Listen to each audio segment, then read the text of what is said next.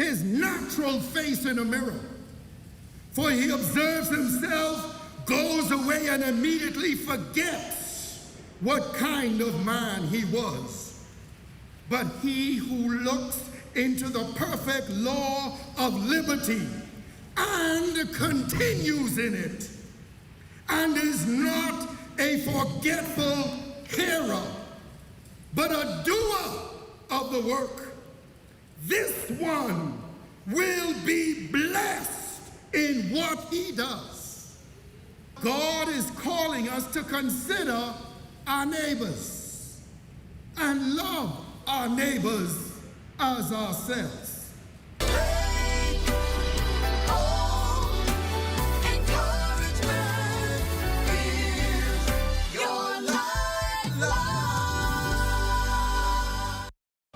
At the Broadcasting Corporation of the Bahamas, I'm Clint Watson, and this is ZNS.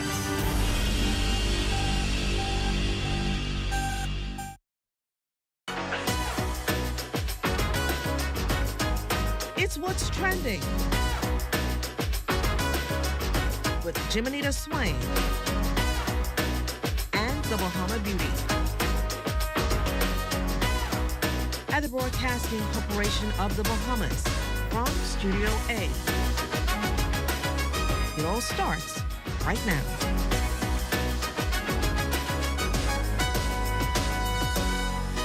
It's Monday, November 3rd, and you're tuned into What's Trending. I'm Anthea Ferguson with your daily dose of fun, fashion, lifestyle, and all things entertainment. And today, we have a little bit of all of that for you. It's a jam-packed show, and you won't want to miss any of it. So wind down from your long day, sit back, relax, and let's tap into what's trending.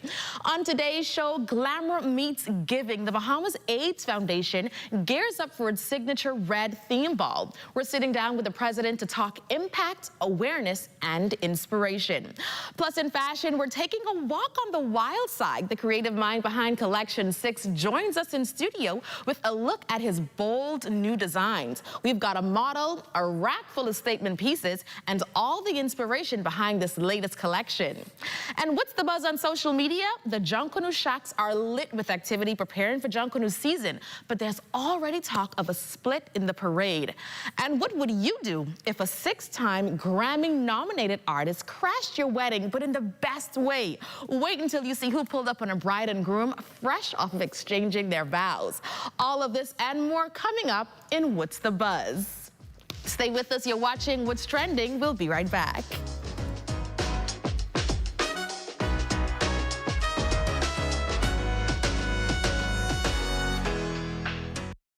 Tourism today, Bahamas tourism today. Owner of Great Cliff Hotel and Restaurant, Enrico Garzaroli, told us what it was like to have Bahamian astronaut Aisha Bowe take his very own conch chowder into space. Aisha was coming here for dinner, and then she came here one time, and I asked, listen, can we do anything if you ever going to go to space? And she said, well, why not? We can see.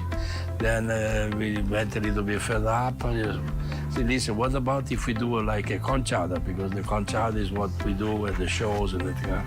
They said, oh, yeah, that's a great idea. Boom, boom, boom. So then we start going into the process of the various approvals to see if the conch chowder could go. After 2 or 3 or 4 times we went up and down, the conch chowder was approved by the NASA to go on a dry form, let's say almost powder, like a powder in a pouch, in a seal pouch, so there was no contamination or anything. And that's what we did. Great Cliff chef Elijah Bowe shared more about the experience of making the first conch chowder to reach the stars. I try to make my food memorable. I mean, I just want you to try, give me one chance. You understand? So now when I tell people that my conch chowder is out of this world, it literally is out of this world. It's been into space. I look at it like this, right? I'm happy they made it this far, right? But then think about it, maybe one day, conch chowder is on the menu for the space station. Why not? They gotta eat something, right? They gotta eat something. Well, that's my next step. That's my goal. We can get it on the International Space Station. For more tourism updates, visit Tourism Today or Bahamas.com. I'm Michael Miller, and this is Tourism Today.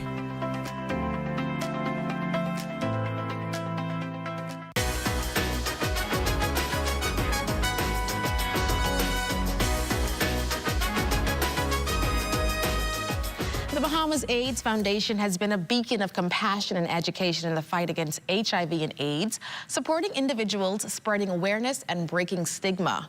As they prepare for the annual AIDS Ball, the foundation's biggest fundraiser of the year, the spotlight now turns to how every ticket, every table, and every moment can change lives. Joining us now is RMA Ford-Strawn, president of the Bahamas AIDS Foundation, to tell us more about this year's event and the mission behind it. Welcome to What's Trending, RMA. Thank you. Thank you for having me. It's ball season. It is the Red Ribbon Ball. Yes. At this point, I'm just looking forward to Sunday. The day after the event. Because there's so much going on, so much anxiety and anticipation, but it is the biggest fundraiser for the Bahamas AIDS Foundation. We look forward to it every year, and where it's a night of celebration and luxury, you know, opulence, there's so much more going on. We need these funds to do the work that we do. So this event, though, has become one of the highlights on the social calendar. Absolutely. Every single year. Red Ribbon Ball is a vibe. It is a vibe, right? It is a vibe. Why do you think people are so attracted to what you do every year to raise these funds? Because we have a lot of creative people on our team, and the Red Ribbon Ball is animation. It's not, and you know, not to, without saying anything about any other ball, this ball is animated, it's fun, it's full of energy. The Red Ribbon Ball is actually, think about the best soca party, backyard party you've ever been to, disguised as an opulent event. So people get all dressed up, but it is a party. Little backyard, little bougie. Listen, the biggest critique we get from Atlanta's wait staff is every time they go to the tables to serve, there's nobody there. Because everybody on the dance floor. Because they're not serving hot food because everybody's on the dance floor. It is a party, it's a real vibe. But there are some people who've never attended the ball. And I'm so sorry for those people. What are they missing? So again, the ball is, you know, we have Zama in the house with sound and lighting. Wildflowers is one of our big supporters to help us with decor. This year, our theme is New York, New York. So we're channeling all iconic New York. So in our cocktail reception, there's gonna be iconic New York, I don't know, landmarks, if you will. Instagrammable spotlights everywhere throughout the cocktail reception. The ballroom is just it's a party. It's a real great event. So our big supporters would be Zama and Wildflowers, obviously for decor and sound and lighting. We got Commonwealth Brewery in the house. So Commonwealth Brewery provides all of the premium wines that we'll be serving at the ball. And the grand prize winner at the Red Ribbon Ball will win a trip to Napa Valley, where they'll be able to visit 3 premium wineries. It's the Orange Swift. I don't know if you know of these wines, Ramboa and Martini and Louis Martini. So that's the grand prize winner. Because our theme is New York, New York this year, a winner will also be whisked off to New York. We got John Bull in the house, which is another big supporter. Jimmy Choo, they're bringing out Jimmy Choo and Tiffany hardware. Okay. So, and then of course there is Atlantis for obvious reasons. So the ball will be held on the 8th of November, that's this Saturday. The cocktail reception starts at 7 p.m. and the ball starts promptly at 8. Nice, sounds like a vibe already. It is a vibe. And because we are channeling New York, you know, people run and clean out. I know I'm on that list of people run and clean out, and I'm excited. New York arguably was one of the epicenter of the fight against HIV and AIDS. And so they really set the tone for the response to HIV, research and treatment. And so we're kind of channeling that this year. And paying homage to that Absolutely. city, right? But talk to us a little bit about what the foundation does here locally, who you serve, what do you do, what are some of the challenges? I'm excited about that. So in years gone by, the Bahamas AIDS Foundation came about at the behest of Dr. Perry Gomez, because there were a lot of people dying from HIV, and even medical professionals were afraid to service, to touch patients. And so the foundation came about to really service these patients. Also, a lot of people were having children that were being born positive with HIV. And those children were often by, their parents dying or an extended family treated them ill. Yeah. So the foundation really, we started off taking care of those children. Many of those children are now adults and adolescents living very healthy lives. They have children of their own at this point who are negative. And so we take care of those patients. We amplify at this time education. We want to make sure everybody understands the disease, how you can get the disease. Testing is important. If you don't know you have it, you don't know how to protect yourself, right? So if you are positive and you are on antiretroviral medication, that prevents you from spreading the disease to someone else. So it's a serious cause, and we know that, but the event that you have this year and every year is going to help with all of this work that you're doing. Red Ribbon Ball is a vibe. But Arame, one thing we didn't talk about was the fashions. What are you wearing? What should we be wearing? That's the biggest part of the ball. So this year we are channeling New York, so everything run out. You could just run out. Wear all your Sunday clothes. I'm actually being styled this year by Kadar Clark. Ooh. I went to him with a concept in my head, and he's taken me far left in a whole different direction, but he's excited, so I'm allowing him to have his way. So yeah, I will be running clean out, and I'm excited about that. Well, as you look ahead, what is your biggest hope for the foundation and the people that you serve? So our ambitious vision is to see a Bahamas where HIV and AIDS is no longer an issue. I'm concerned about the increase in syphilis cases, and one could argue if we see an increase in syphilis, that means these people are exposing themselves possibly to HIV.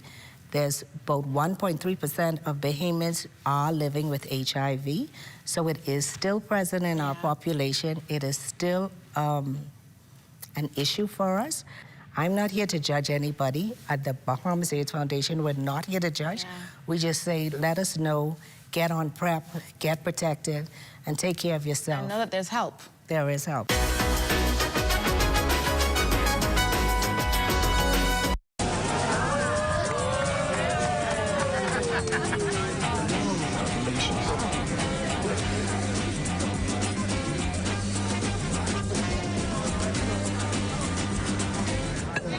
Diet-friendly special.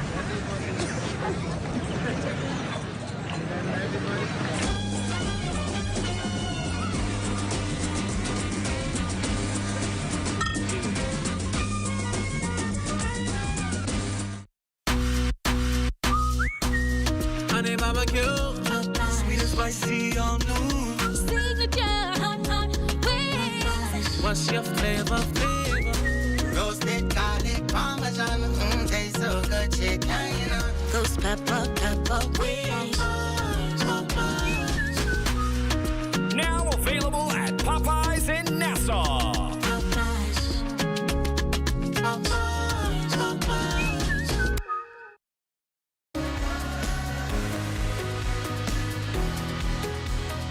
Hi, I'm Brent, Vice President of Retail and Sales here at CBS Bahamas in the Southwest Plaza on Carmichael Road. If you haven't shopped with us before, please give us a chance. We pride ourselves on terrific customer service. Our store is clean, large, we have thousands of products, we're open 7 days a week, and we have a nice, wide, spacious, comfortable layout for you to enjoy. Visit us in the Southwest Plaza on Carmichael Road or shop online at cbsbahamas.com.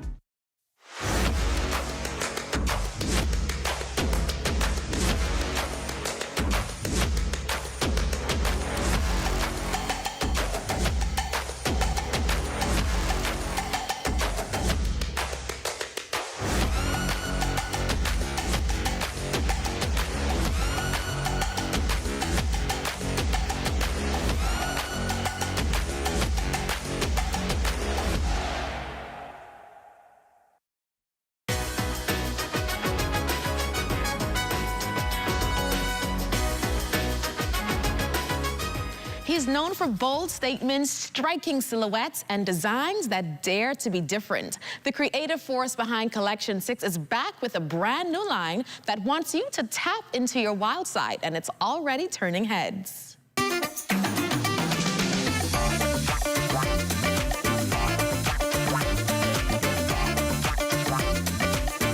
Bahamian fashion designer Nicole Ferguson joins us in studio with a sneak peek from the collection. And he's also giving us a mini fashion show for a closer look at the style, the story, and the inspiration behind it all. Nicole, welcome to the show. It's so good to have you here. Hi, thank you for having me. So tell us about the inspiration behind the Wild Side. Why that name and what got you going?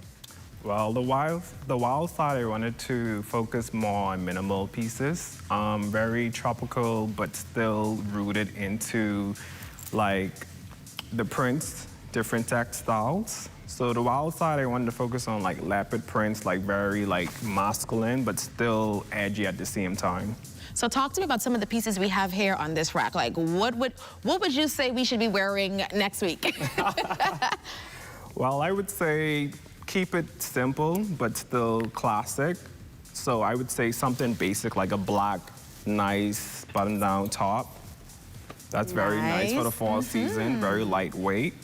Or a staple denim jacket. You always need a denim jacket. Yes, yes. And the weather's getting a bit nippy in our version of nippy as well. So definitely a denim jacket. Yes. And so you create these pieces. What are some of your inspirations? I'm sure you pull from, being in the Bahamas, like you said, that tropical weather, where we want to wear these fall pieces, but that aren't too heavy, aren't too hot, because it don't really get that cold here. So how do you kind of strike that balance? Well, I keep it very minimal. So most of the pieces are minimalistic. So just wanted to focus on convenience. Very intentional about the way the garment fall and not being too hot, because we live in a hot climate, so I wanted breathable clothing for people to really feel comfortable in the garment, in the clothing. Perfect. So men, women can wear these pieces, style them however they want. Yes. All right, now the collection feels very daring.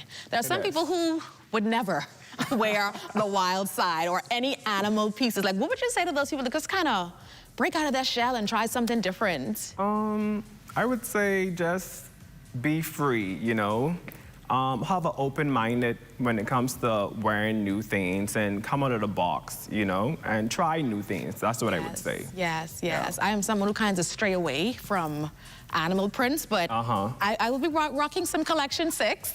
You could do animal print. I could see you wearing animal print. I know, I just kind of sometimes don't, but I feel like this is giving me the energy and the gusto to kind of do so. So you've been styling for a while now, and you've been in this space, this creative fashion space, for a very long time. What keeps you going, and where do you get your inspiration from? Well, honestly and truly, I get my inspiration from my mom. She's a very stylish lady, so she keeps me going when it comes to fashion. So she's like one of my biggest inspiration right now. So that's mainly that. And you have some clothes on the rack, but we also have some models here to show off this new Collection 6 Wild Side design. So I guess our first model, can you tell us a little bit about what we're going to be seeing on him? What is he wearing? Describe this to us. I love the top. The top is a knitwear top, and it is embellishment with pearls. And I wanted to be very edgy and out of the box with this look. I paired it with some leather trousers so it could pop, and also have two tunes, so you could tell the balance between the knitwear and the leather trousers. I love that balance, and I love the pairing of the pearls with the leather, kind of soft and delicate, but still very hard and grungy at the same time. Yes. Awesome, I love it. And again, unisex, right? Yes, definitely. Yes. And on our second model, this jacket, y'all, I think this is gonna have to go home with me. I have been eyeing this since he walked into the studio. Talk to me about this jacket, this entire look. Well, this jacket is more a everyday piece, very special to me. It's a two-tone jacket with a leather piping on the collar, and it's very edgy. What I like the most about this jacket, you could take it to Africa. Yes, you could take it somewhere far. It gives safari type of vibes. So that's what I like about that jacket. And it also gives that city, New York, LA, London type of vibe too. I love it, I love it. And the tie? The tie, yes. So the tie, I wanted to go back to junk new, when we do those cheetah print doing junk new ties. So that's what I was focusing on, to collab it with shells and cheetah print to give that junk new feel. you know? Yes, I got you. And what about the pants that he's wearing? The pants is the staple collection, 6 pants. We had this from a summer drop, but that one is like a limited edition. So we're gonna move on from that and add in some new pieces for the fall. Okay, but the piece of the shirt, the tie, the jacket, we can definitely... And also the white crop top. Yes. Button down crop top. Awesome, beautiful. And do you find that there's a growing appetite for local fashion? Like Bahamians wanting to wear Bahamian designers? Yes. I feel like there's a market for it now. And right now we have an open-minded market for Bahamians who are willing to like step out of the box and try new things when it comes to dressing and fashion. So you are hosting a pop-up at the end of the month. Give us all the details, who, what, when, where, why, and how we can shop these pieces. Okay, well, the pop-up shop is going to be at Sunset Beach Club, November 29th, from 1 to 5. Sounds like a party to me. Yeah. Well, thank you so much, Cooley, for bringing the wild side right here to the studio. Thank Pieces you. Pieces are absolutely stunning. Ready to see what I want? You know, the jacket, got my name on it. Keep up with the Everything Collection 6 and this exciting new line, the pop-up and all things fashion, on Instagram. Well, from bold fashion statements to the stories everyone's talking about, we're keeping the energy going. Up next, from Junkanoo drama to celebrity chaos, the streets are buzzing and the internet can keep up.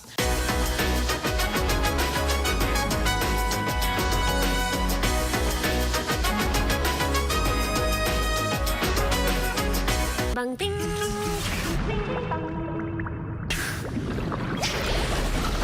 Bing bang ding. Ding ding bang. Bang bang bang. Ding bang ding. Bing bang ding. Ding ding bang. Bang bang bang. Ding bang ding. Bing bang ding.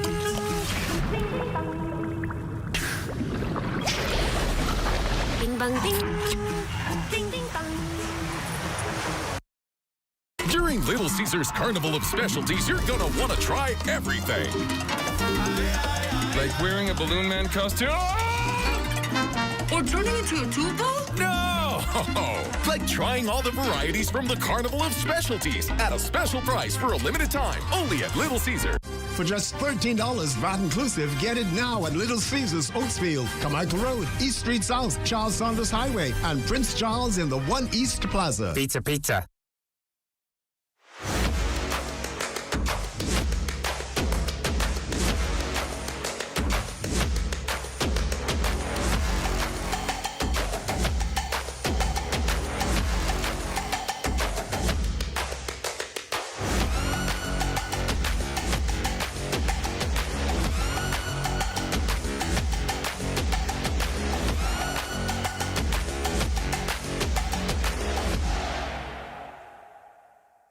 The internet isn't just for surfing. There's a sea of shoppers buying online, and you can connect with them on Tingsy.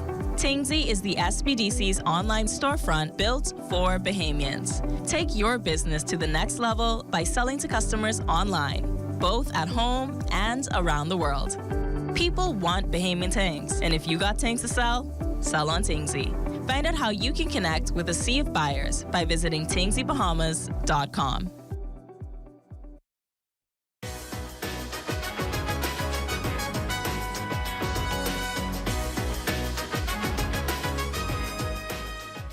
It's time to dive into the drama, the wins, and the wild moments everyone's talking about. From Junkanoo shakeups to Hollywood mix-ups, the Bahama Beauty has got the dish in this week's What's the Buzz?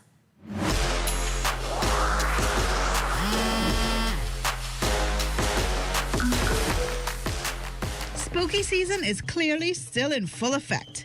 Things are looking real scary on Bay this Christmas, as the JCMP confirms that it will not participate in this year's government-run Boxing Day and New Year's Day parades.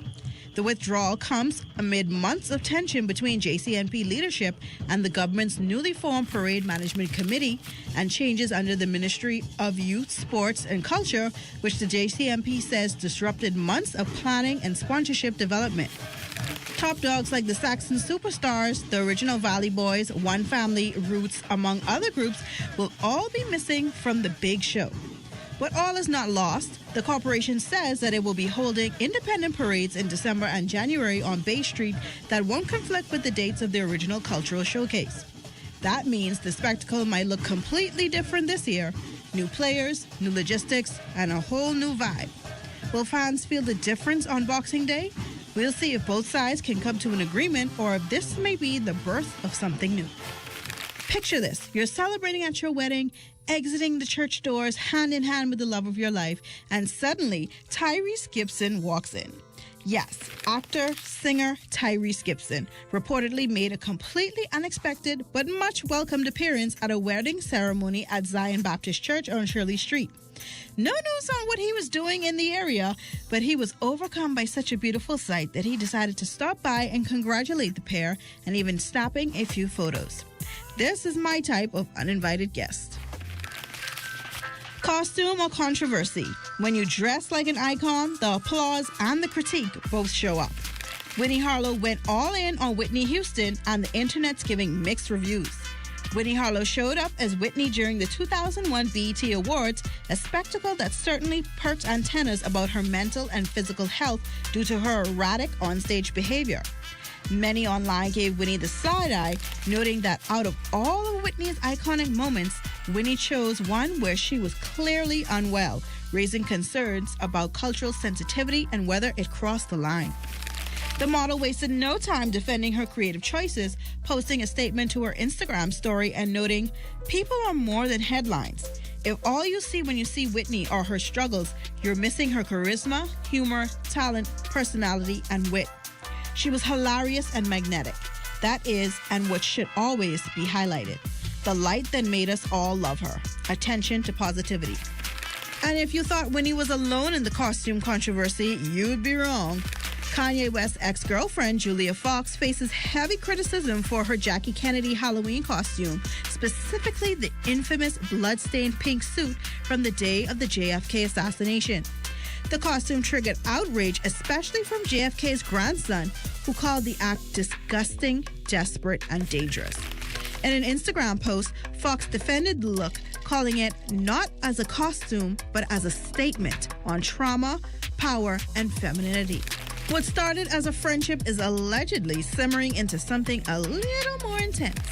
Rumors of a beef between Megan Thee Stallion and Glorilla are being fanned after Megan seemingly unfollowed Glorilla on Instagram. Fans felt something was amiss after Glorilla posted this subliminal shot on her X account, which sent the masses digging. What was uncovered? Glorilla has liked posts throwing shade at Megan, suggesting that she was upset Glorilla's album outperformed her. Megan has yet to respond formally or subliminally, so for now it's giving one-sided internet beef. But we'll be watching to see who takes to the booth first to give us the backstory. And the Los Angeles Dodgers went back-to-back World Series titles. After a rocky start to the MLB season, the boys in blue clinched the 2025 World Series against the Toronto Blue Jays in a grueling 5-4 Game 7 in 11 innings. This marks the first time a team has repeated as champs since the Yankees in the late 90s, dubbing the Dodgers a dynasty in the making. We're all watching to see what's next for the ball club and if they can keep the momentum going for a three-peat.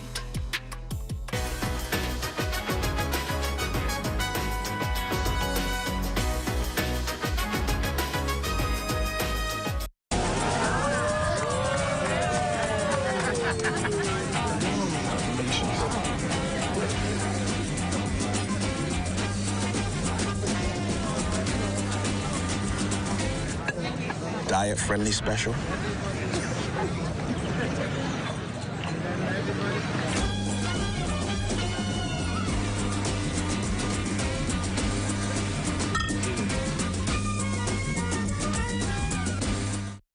Things may be tough, but Wendy's got you covered. Grab a day single or chicken sandwich with a junior fries and 16-ounce beverage for just $6.95. Why choose less from the other guys when you can get more? At Wendy's, we're providing bigger bites and better deals. So purchase your Tings Tough Value Meal today. Now available at all locations excluding the airport and food truck. Your home is your sanctuary. The last thing you need to worry about is rodents. Once they enter your property, they can be tough to get out. If you're concerned about rodents, Call Rent-A-Kill Initial. We offer the latest, most effective treatment for safe, fast, and long-lasting results. From prevention to elimination, our integrated approach guarantees protection. For rodent control you can trust, there's only one name in the Bahamas. Rent-A-Kill Initial.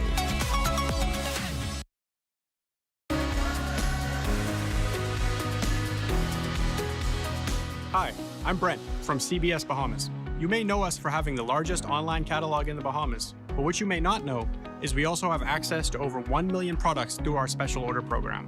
If you're looking for something and you can't find it on our website, so long as it's hardware or home improvement related, just let us know. We'll add it to our catalog. You can make the purchase and it'll be here in as little as 10 to 14 days.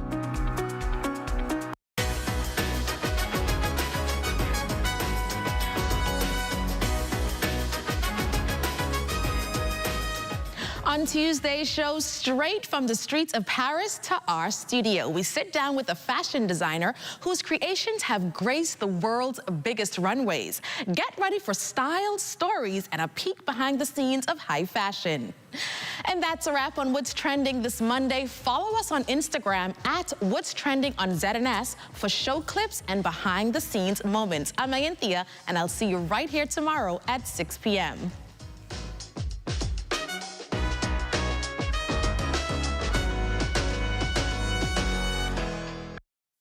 At the Broadcasting Corporation of the Bahamas, I'm Clint Watson, and this is ZNS.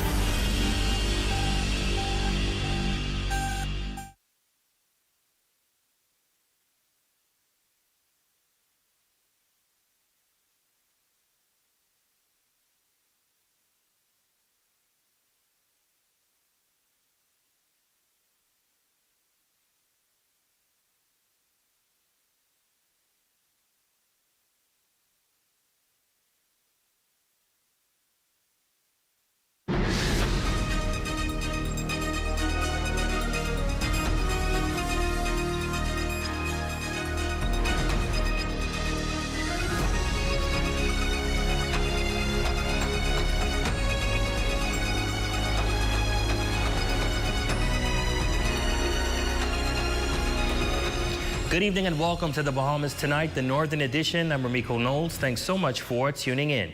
Topping news tonight with a $357 million arbitration claim now underway and questions mounting over Grand Bahama's economic direction. Prime Minister the Honorable Philip Davis says the mission remains unchanged, securing what he believes is the best path forward for the island and its people. Tonight, the nation's leader maintains that the government's position towards the Grand Bahama Port Authority is neither personal nor hostile, but rooted in progress. More details in tonight's top story. It's nothing personal for me. I mean, it's just a question of righting the ship here in Grand Bahama. The government's position on the Grand Bahama Port Authority is not emotional, nor is it adversarial, but rather a focused effort to advance Grand Bahama. That's according to Prime Minister the Honorable Philip Davis, who says the administration's approach is rooted in progress, not personality. Despite ongoing arbitration proceedings, which began in September over a claimed $357 million, the government says it is owed by the Port Authority. The Prime Minister maintains that the relationship remains professional and grounded in what he believes is best for the island and its people. We have the view that for that ship to be righted, there has to be a change of ownership. It's not anything personal about the Hayward family or the St. George's family, and I've continued to say that.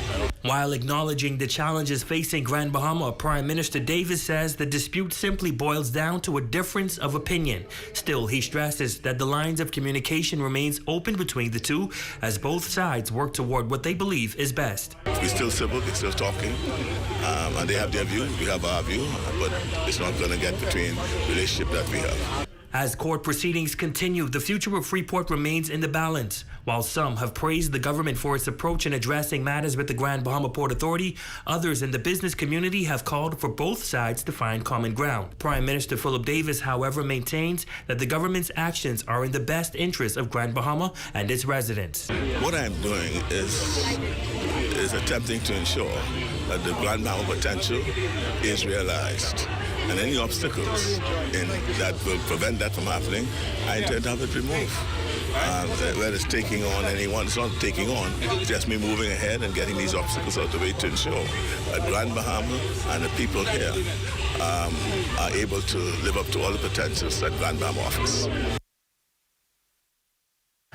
Well, in other news, officials from the Parliamentary Registration Department, including teams from Nassau and Grand Bahama, are holding town hall meetings this week to guide residents through the new biometric voter registration system.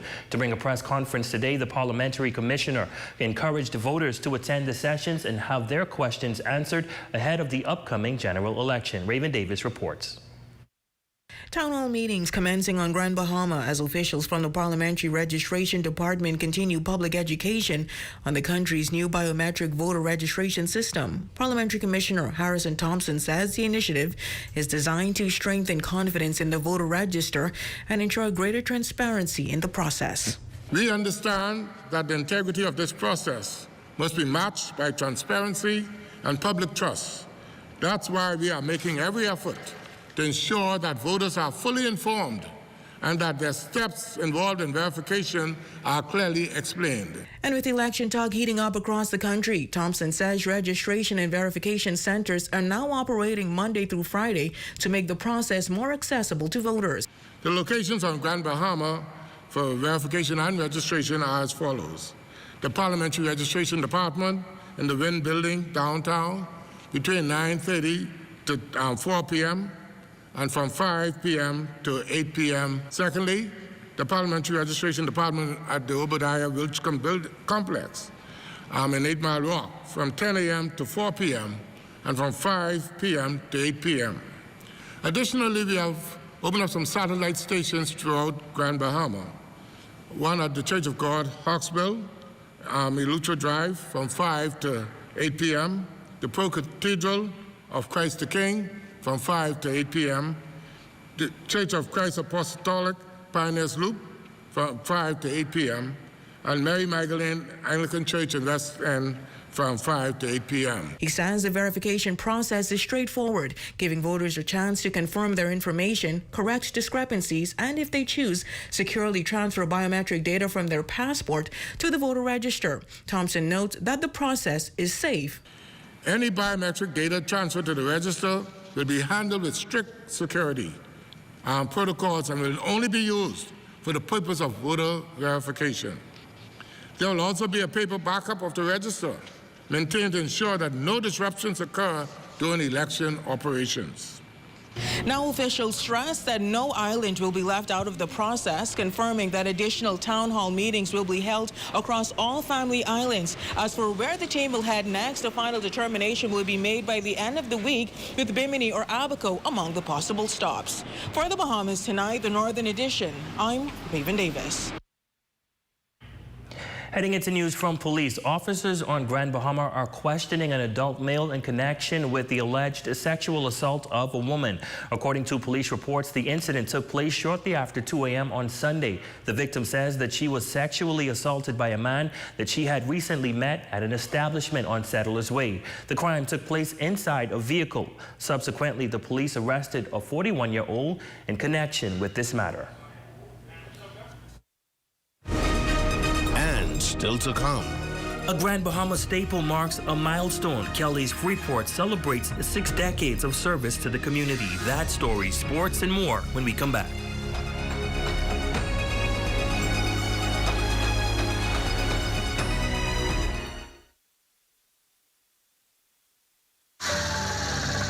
You have enough things to worry about. Living in a world that can seem opposite of the things you are trying to accomplish. I can need a little help with this process. We're here to let you know that you don't have to go at it alone. Choose peace of mind. Choose comfort. Choose CB. Commonwealth Bank, leader in personal banking services. Come on down and see what Dolly Madison has in store for you. Renovate and rejuvenate at Dolly Madison. Save more drugs, from cosmetics to prosthetics. What you need for your family, the brands you're looking for, the quality you expect, vitamins you need, and prescriptions you came for. Feel the love. Save more at Save More Drugs.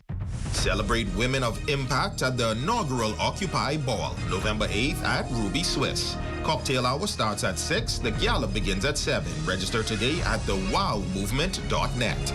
Elegance meets empowerment. Get ready for the anniversary Rake It Scrape Backyard Party at No Holds Bar, Saturday, November 8th. Live performances by Wilfred Solomon, Stevie S, and Johnny Cake. Hosted by Dana Roll. Doors open at 7, showtime 9, admission just $20 with free food. It's time to occupy power, purpose, and presence. Join the Whole Woman Conference 2025, November 6th through 8th at Freeport Bible Church. Register now at thewowmovement.net. The time to occupy is now. Here at Freeport Decorators, we have hundreds of products for you to choose from. Whether you're in the market for trophies, plaques, rubber stamps, corporate signs, any kind of interior signage, stamps, or seals, we're your one-stop shop. We feature glass, acrylic, crystal awards for every occasion. We build all the trophies here on site. Looking for a gift item? We feature pens, key rings, mugs, tumblers, barbecue tools, even bamboo cutting boards. Have something already? Bring it on down. Let us see if we can print that special something on it for you. Need a headstone? Memorialize the memory of your loved one with a beautifully lasered granite marker. Our store hours are Monday to Friday, 9 to 5. We focus on customization. So if you have an idea or a new concept, bring it on down or call us at 352-5557 or even WhatsApp your idea to us at 646-0777 and we will do our best to make your awards and recognition ideas a reality.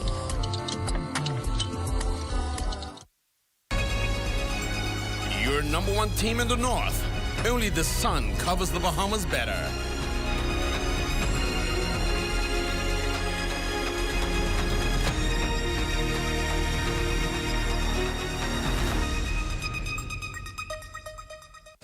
Kelly's Freeport Limited is marking 6 decades of service to the Grand Bahama community, hosting a special 60th anniversary celebration at the Stone Crab Restaurant Saturday evening. Among those in attendance, Prime Minister the Honorable Philip Davis, Minister for Grand Bahama the Honorable Ginger Moxie, executives of the Grand Bahama Port Authority, members of the business community, and Kelly's staff. It was a night filled with celebration, reflection, and memories. More details in this report.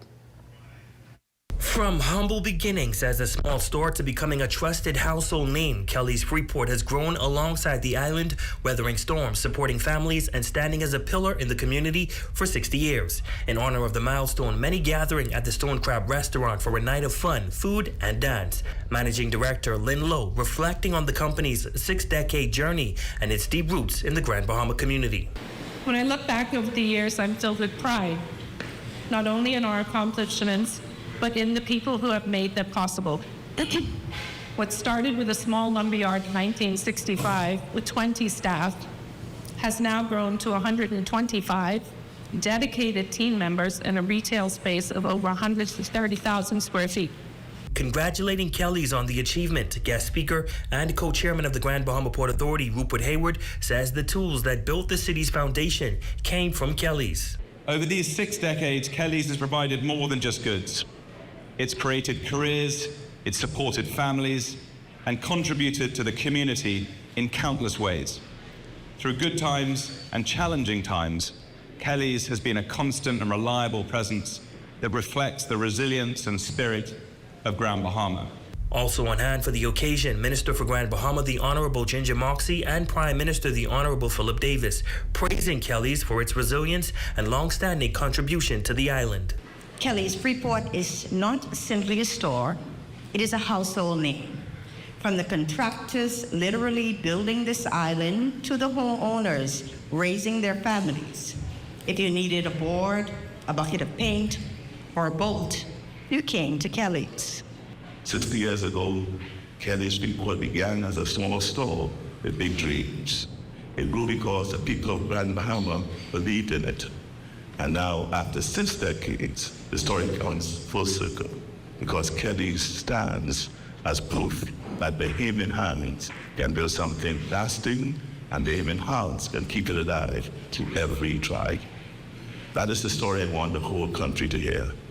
That the people of Grand Bahama are not victims of circumstance.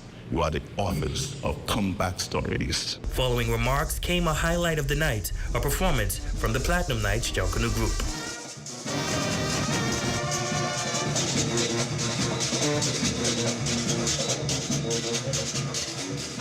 Well, it's been a question all day following full speculation. Is Central Grand Bahama Member of Parliament Iram Lewis still with the Coalition of Independents? Well, our Shalia Roll wrapped up an interview with him a few minutes ago and joins us live now with the latest. Shalia. Speculation about his political future, Central Grand Bahama Member of Parliament Iram Lewis is putting the rumors to rest. The two-term MP is making it clear that he is not switching sides, reaffirming his loyalty to the Coalition of Independents and dismissing talks that he's walking away from the movement, adding that he is content with the party and what they stand for. There's no motive. Underlying motive on my behalf. I love the concept of the COI, ownership, the Bahamians owning part of the Bahamas, participating in our sovereign wealth. There are ways that I believe that we can benefit more, and we can be, as a people, be more empowered. And even when I ran under the FNM in 2017, my whole motto was empower the people. The statement follows social media chatter suggesting that the former Free National Movement MP may have distanced himself from the Coalition of Independents or was considering joining another political party. Lewis, who resigned from the FNM earlier this year, said his decision to leave was one made after years of reflection, acknowledging that the party he once supported had changed, while admitting that the FNM's response to his departure left him disillusioned. Lewis says he since moved on and found renewed purpose with the COI, a party he believes mirrors his own vision for national progress, accountability, and leadership. We'll continue on our campaign to empower the Bahamian people. We will continue to seek to become the next governing party of the Bahamas. And again, the whole intention is Bahamianization. Empower our people. Let us all benefit from our natural resources. And let us not become owners as opposed to being workers only in our country. He also addressed speculations about possible political offers from other parties, saying despite public chatter, no one has approached him to switch sides. I don't think I'm not up for sale. so that is where I am right now. I am content where I am. I have no regret, and I will continue to work to build the COI in the direction that it intends to go. I can lend my experience, and like I said, I love the concept. And the whole idea of ownership is very attractive to me. Looking ahead to the 2026 general election, Lewis says his path is already set, confirming that he will contest the seat for Central Grand Bahama under the COI banner. For the Bahamas Tonight, the Northern Edition, coming to you live in studio, I'm Shalia Roll. Thanks so much, Shalia. Well, it was a day of celebration and recognition at Jack Haywood Junior High School as students, teachers, and parents gathered for the school's annual award ceremony as students were honored for their academic achievements during the 2024-2025 school year. Principal Janice Pinder says today's ceremony is all about celebrating the outstanding performance of the students. Today's award ceremony is us celebrating the excellence from last year, from our 7th and 8th graders of last year. We have about 200 students receiving awards today. So we've received the top BJC results for junior high in Grand Bahama, and so we're proud about that. We were highlighted last year for top national results for BJC, and so we're working hard to continue in that vein. Among many of the awardees, the school's head girl says the journey wasn't always easy, but it was rewarding. While event sponsors say supporting education is a meaningful way for businesses to give back. There were like a lot of late nights, just like putting in extra time. Things like as simple as researching certain things that you wouldn't learn in class, having to go and do all that work by myself. That was challenging at times, but at the same time, I quite enjoyed it because I like learning. It's a good idea for other businesses to give back because it helps to motivate the students to want to get good grades. You know, if I was getting cash, I would push hard myself. So I would say to other businesses, to try to reach out to schools and sponsor, give the kids a little push so that they can earn good grades.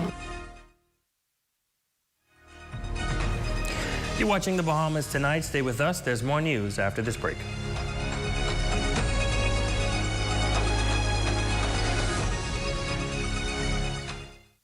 Here at Island Bedding, we provide Bahamians a local option for factory direct quality sleep products. We have also expanded to include a range of furniture and home accessories. Check out our new living room pieces, including sectional, TV stands, accent tables, and more. Come on down to Island Bedding and feast your eyes on prices you have to see to believe. Located at number 5 Queens Highway, across from Caribbean Veterinarian. Journey to a serene oasis. Relax. Rejuvenate. Renew. Welcome to Renew Day Spa. For appointments, call 352-RENU. At Save More Drugs, we got you. We got what you want. We got what you need. We got what you came for. The quality you expect. The prices you need and deserve. Save more at Save More Drugs. Psst. Guess what? Budget Pest Control has something important to show you. Copter termites former Salmus, the super termite. What makes them super? Their ferocious appetite can attack your home from below and above. They even attack forestry. But don't worry. Budget Pest Control has extensively studied this species on Grand Bahama. You can even check out our scientific paper. So you can count on us to protect your investment. Call Budget Pest Control, the termite specialist. Strength isn't claimed, it's built. At Heroic Concrete, every block is made with purpose. Crafted to protect, poured to endure. From ready-mix to premium 8-inch blocks, we supply the strength our nation needs. Proudly made in Grand Bahama, built for hurricanes, built for legacy. Creating products to bring value to our lives and strength to our future. Call 820-4376 or email sales@heroicgrouplimited.com. Grand Bahama, get ready. This is yours truly, Pastor LaQuez Williams, inviting you to a live concert at Jubilee Cathedral this November 16th at 6 p.m. Live in concert with Peter Key, How I Cross Over, and Bishop Simeon Outen, and many others. You don't want to miss it. We will also have special appearance by Sunland Baptist Academy students. Part proceeds goes to Sunland Baptist Academy renovation. You don't want to miss this amazing concert.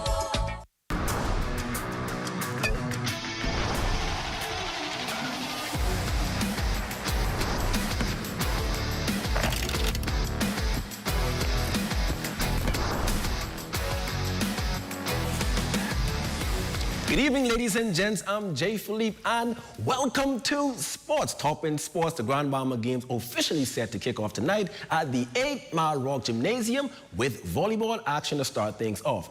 Baseball will start on Saturday, while basketball, softball, and soccer will follow in the coming weeks to close out the games. As far as volleyball, tonight 6 games will play, with the first game beginning at 7 p.m. These games are anticipated to be very exciting as it covers and encompasses the entire island and bring back the memories of yesteryear. The first event, as you mentioned, is volleyball, which back in the day was very competitive. And so hopefully the athletes will see the benefit of practicing, training, honing their skills. We would have completed the high school volleyball last night. So I'm looking forward to seeing the teams with a lot of those high school kids, because that is our future. We have more than a handful that are junior national team ready and qualified. So hopefully we could see more of the youth participating in the games. We just want to be on one accord, know what the rules are, what the schedule is, so come Monday we have no hiccups. Switching gears now in sports, high school volleyball championships wrapped up on Friday evening in boys and girls play. The Sunland Stingers won the junior girls title over LIS in 3 sets, led by MVP Caitlin Pratt. We really tried our best. We were really nervous leading up to this, so we practiced really hard and we really tried our best on the court. Now, Coach Alan Hall and the BMES Warriors defended their title in junior boys play, winning in 2 straight sets, 19-16 and 19-10. Joshua Simmons was named MVP. I feel really happy, and I know my team feel the same way. You know, we worked really hard for this, and I feel like we deserve this. You know, countless practices, cut in the rain and stuff. We still made it, yeah.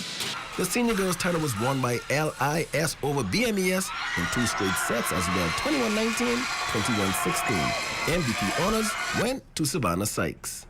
It felt truly amazing because our team, we have grown so much together and we've been together for a few years, so I'm very proud of how far we've come. We've been training so hard for this, and I think we all knew that we could do it in our minds, and that's what pushed us to play. And last, the senior boys championship was won by LIS again, taking down 8-Mile Rock High Blue Jays 21-13 and 21-16 to close out the evening. Kamani Lang was named the most valuable player. Ladies and gents, that's your quick check on sports. Your Facebook friend of the day is next. I'm Jay Philippe. As always, be blessed.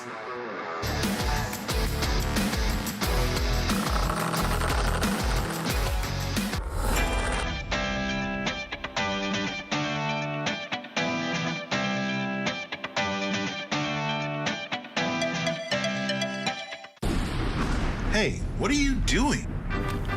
I'm self-insuring my investments, starting with this tarp. We all remember the blue tarps after the storm. Let's make sure that we are covered with more than a tarp. Don't allow your investment to be at risk. Protect your investment with one of our insurance policies. Nobody does it better. Save more drugs. We got you. From cosmetics to prosthetics, what you need for your family, the brands you're looking for, the quality you expect, the prices you need and deserve. Feel the love. Save more at Save More Drugs. While others see customers as numbers, we see our customers as people, neighbors, friends who deserve more than one-sided connections. That's why we are redefining what real connection is by prioritizing our customers and showing our appreciation by putting our money where your loyalty is. PTC customers, claim your $200 Bahamas Air gift card when you add postpaid mobile to your internet plan. That's loyalty that flows both ways.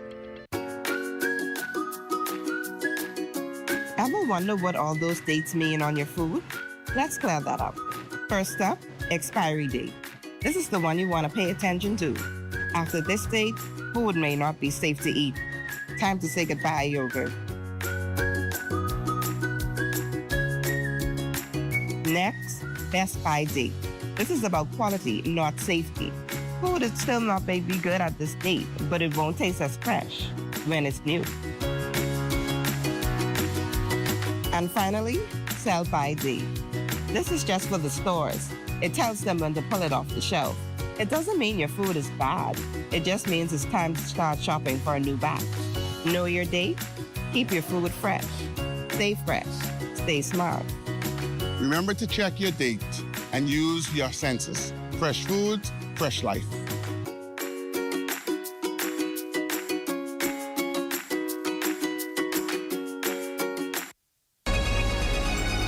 Your number one team in the North.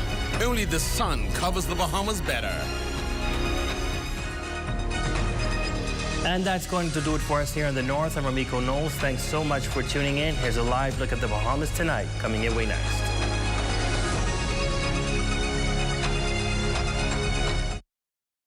Coming this fall. She had brown hair. She didn't even have red hair. The contract signed does not indicate anywhere that I am in charge of her hair color. More courtroom drama. She rented these 60 chair covers from me. The event was for my Grammy for her birthday. Yes. And my Grammy don't even know 65 people. On Justice with Judge Carroll, Fridays at 8 p.m. Real cases, real judgment. Judge Carroll always gets it right. It's a joy. to help someone who is in need, I'm proud to know that we are able to accommodate them with a hot meal, fresh meal, and a well-balanced meal. A lot of our clients, as you know, it's in the inner city and persons who really and truly have so much of a loss their job. And for whatever reason, 2 months, 3 months, they really don't have anything. You have to have some kind of kindness to do this. The DRM Authority 2025 Official Hurricane Shelter List. Eleuthera, Northern District and Harbor Island. Charles Wesley Methodist Church, Lower Bogue. Mission Church of God, Upper Bogue. The Current Community Center, The Current. Haitian Baptist People Church, The Bluff. Zion Methodist Church, Current Island. New Jerusalem Church, Blackwood. Sir George Roberts Public Library, Harbor Island. Lighthouse Church of God, Harbor Island. New Alliance Church of God, Harbor Island. Eleuthera Southern District. Church of God of Prophecy, Topham Bay. Deep Creek Primary School, Deep Creek. Green Castle Primary School, Green Castle. Wims's Bight Primary School, Wims's Bight. At the Lyndon Bindling International Airport, I'm Corval Pyfrom. This is ZNS. News is brought to you by the new BTC. Fiber is here. Faster, stronger, more reliable. Together, we are unstoppable. Switch today. Coming up in the Bahamas tonight, a student's life remembered in song and prayer following her tragic death overseas. Plus, relief efforts pour in as impacted communities wrestle to recover from Hurricane Melissa's wrath. And how well did the domestic economy perform in this year's second quarter and the contributing factors? The central bank provides details in its latest quarterly report. The Bahamas tonight, the national report starts now.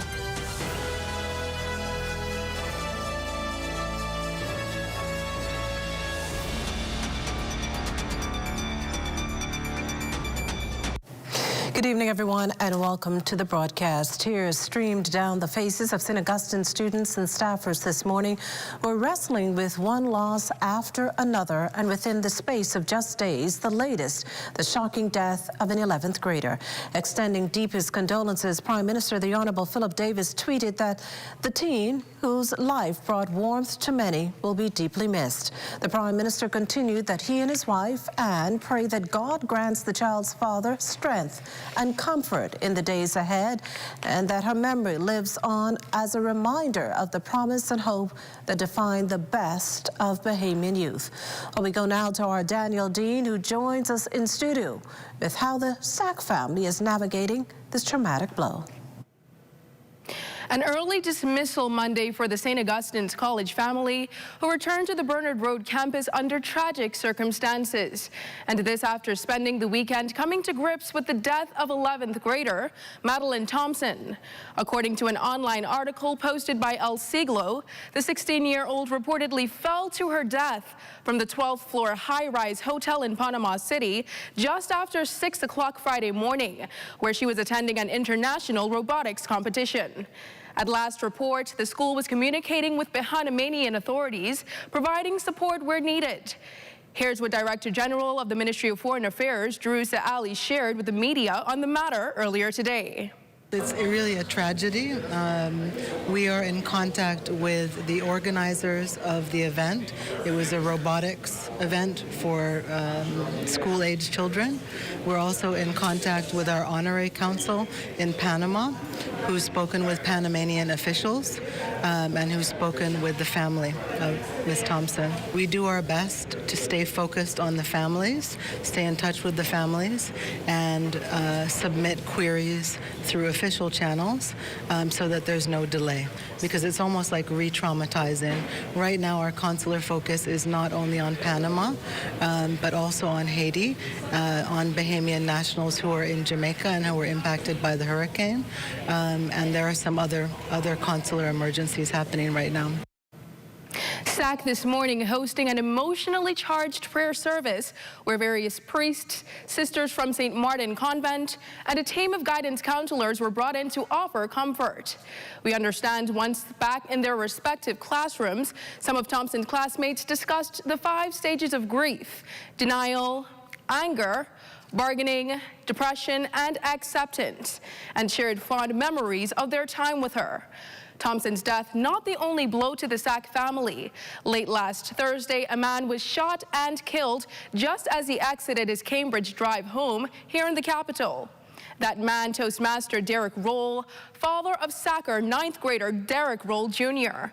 The school's swim meet and Flag Day, initially scheduled for this week, have been canceled. Live in studio for the Bahamas Tonight, I'm Danielle Dean. Back.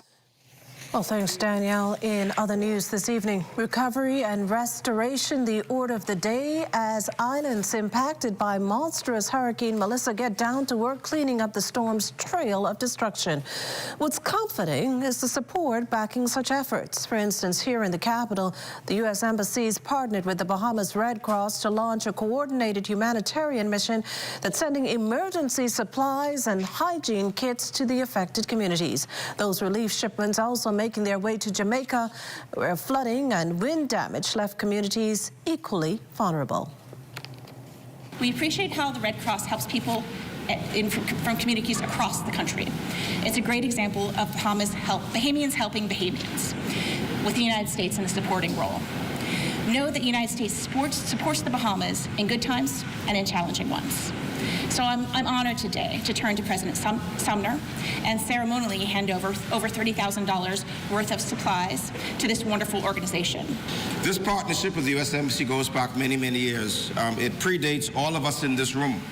And the fact is that those of us who are here have become stewards of this partnership in maintaining the partnership and ensuring that we continue building upon this partnership to be sure that when we are meeting these exigencies in our community, when we have to respond to disasters across our country, that the U.S. Embassy has always been there with us lockstep. And this occasion is no different. And speaking of Jamaica, an estimated 500,000 of its residents have been displaced, many today seeking basic needs like food, water, and in some instances shelter after being left crippled by Hurricane Melissa. St. Elizabeth Parish said to be the hardest hit. Still, many other parts of the island have been battered. Now, Honorary Counsel for Jamaica here in the Bahamas, Doneth Cartwright, says efforts are underway to assist. If you have family members that you want to help, we understand that it's a challenge reaching your members. We ask that you just be calm, be prayerful. There is a website that the government has built out. We've built out with experience from previous hurricanes. What are the things that we would need? Of course, lots of persons are going to be trying to raise funds and start GoFundMes and so on. But the government wants it to be a very organized way so that the funds go to what they're supposed to go to. As Cartwright explains, there's a preliminary needs list, donation and voluntary needs, as well as a portal to identify fraudulent relief sites stifling relief aid. Further, a shelter list for those in search of family members is available at the consulate. On this website, which is supportjamaica.gov.jm, there is a list of the immediate needs. There are some that are medium and then, of course, more long-term needs. They have a list of the shelters, so they could reach out to the consulate and we could email them the list. It's Jamaican Consulate, Bahamas@gmail.com. And once they send us an email, we'll send them a list of the shelters. You look for the one that's closest to your parish or your community and reach out to the number there. Coming up, the Bahamas Ministry of Tourism takes over London. You're watching the Bahamas Tonight. The National Report. There's more news in a moment. You have enough things to worry about. Living in a world that can seem opposite of the things you are trying to accomplish. I can need a little help with this month. We're here to let you know that you don't have to go at it alone. Choose peace of mind. Choose comfort. Choose CB. Commonwealth Bank. leader in personal banking services.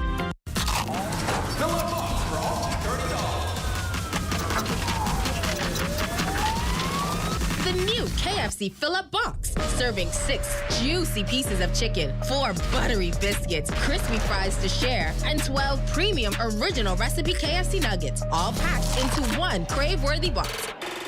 So dig in and do whatever the crunch you want with the KFC Fill-Up Box. Only at KFC, it's finger-licking good.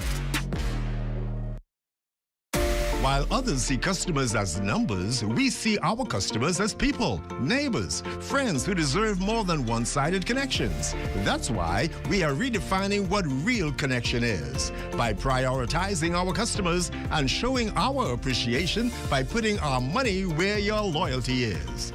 BTC customers, claim your $200 Bahamas Air gift card when you add postpaid mobile to your internet plan. That's loyalty that flows both ways. As an athlete, I've learned that success isn't built on extras. It's built on the essentials. Strength, discipline, smart choices. That's why I'm proud to partner with Bahama Health to introduce Essential 300. A comprehensive health insurance plan that's all about covering what truly matters. Essential 300 is Bahama Health's most affordable major medical plan for groups and individuals. It offers access to a specialized network of care with essential benefits like preventative services, because real strength starts with staying healthy. You may not be training for a race, but everyone deserves strong and affordable coverage with Essential 300. With Bahama Health, you can feel good about your health plan and protect what truly matters, your health. For more information, call 396-1350 or visit www.bahamahealth.com. Honey barbecue, sweet and spicy, all new. Signature hot wings. What's your flavor? Roasted garlic parmesan, tastes so good, chicken. Ghost pepper wings. Now available at Popeyes in Nassau.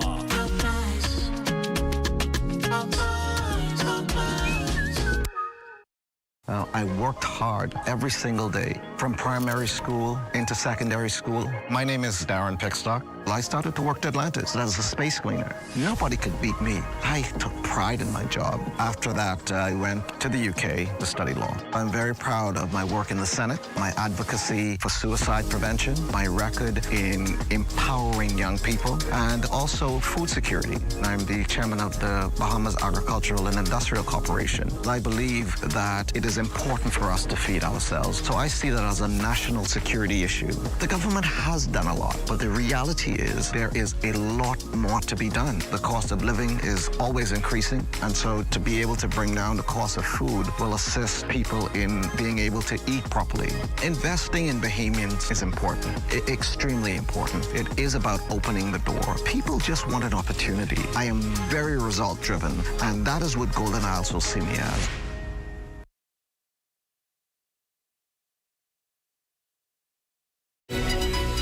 You're looking at a shot there of the Fall in Love concert this past weekend at the Queen Elizabeth Sports Center. Headliners Tyrese, Uncle Sam, and Deborah Cox, joined by our very own Alia Coley. That shot courtesy of Joan Pilot, Kyson Miller. Welcome back. Tourism metrics, the government's budgetary operations, monetary trends, liquidity. All key factors taken into account for an overview of how and why the domestic economy continues to show signs of positive growth this year. And providing some insight on that today was the central bank governor, as we hear in this next report from our Fern Carey. Governor of the Central Bank, John Roll, revealing that the domestic economy continued to expand over the first 9 months of the year, although the pace of that growth was slower than last year. He indicated that tourism and sustained foreign direct investment also remain the main drivers of that growth, while overall tourism earnings increased at a slower rate during the same period in 2024. This softening was largely concentrated in reduced consumer confidence and stopover demand originating from the United States, which eclipsed a significant boost in non-U.S. demand, particularly from Canada. Despite continued robust gains in cruise inflows, Projected stopover earnings were almost unchanged from the previous year. In particular, estimated hotel room revenues decreased over the comparative periods, in contrast to a healthy earnings growth for vacation rentals. Regarding the impact of Hurricane Melissa on projections for the final quarter of 2025, Roll assured that there is no cause for concern. We do anticipate that there will be, some impact on the fiscal and on economic activity in those areas, but we don't think we're at the level where it will alter significantly the economic performance in the last quarter of the year. The hotel sector also saw slightly lower occupancy levels during the third quarter, while vacation rentals strengthened. What has been quite interesting in the Bahamas is that the year over year, the number of new listings for vacation rental has been steadily increasing. And so that's also sustaining some of the growth that we're seeing.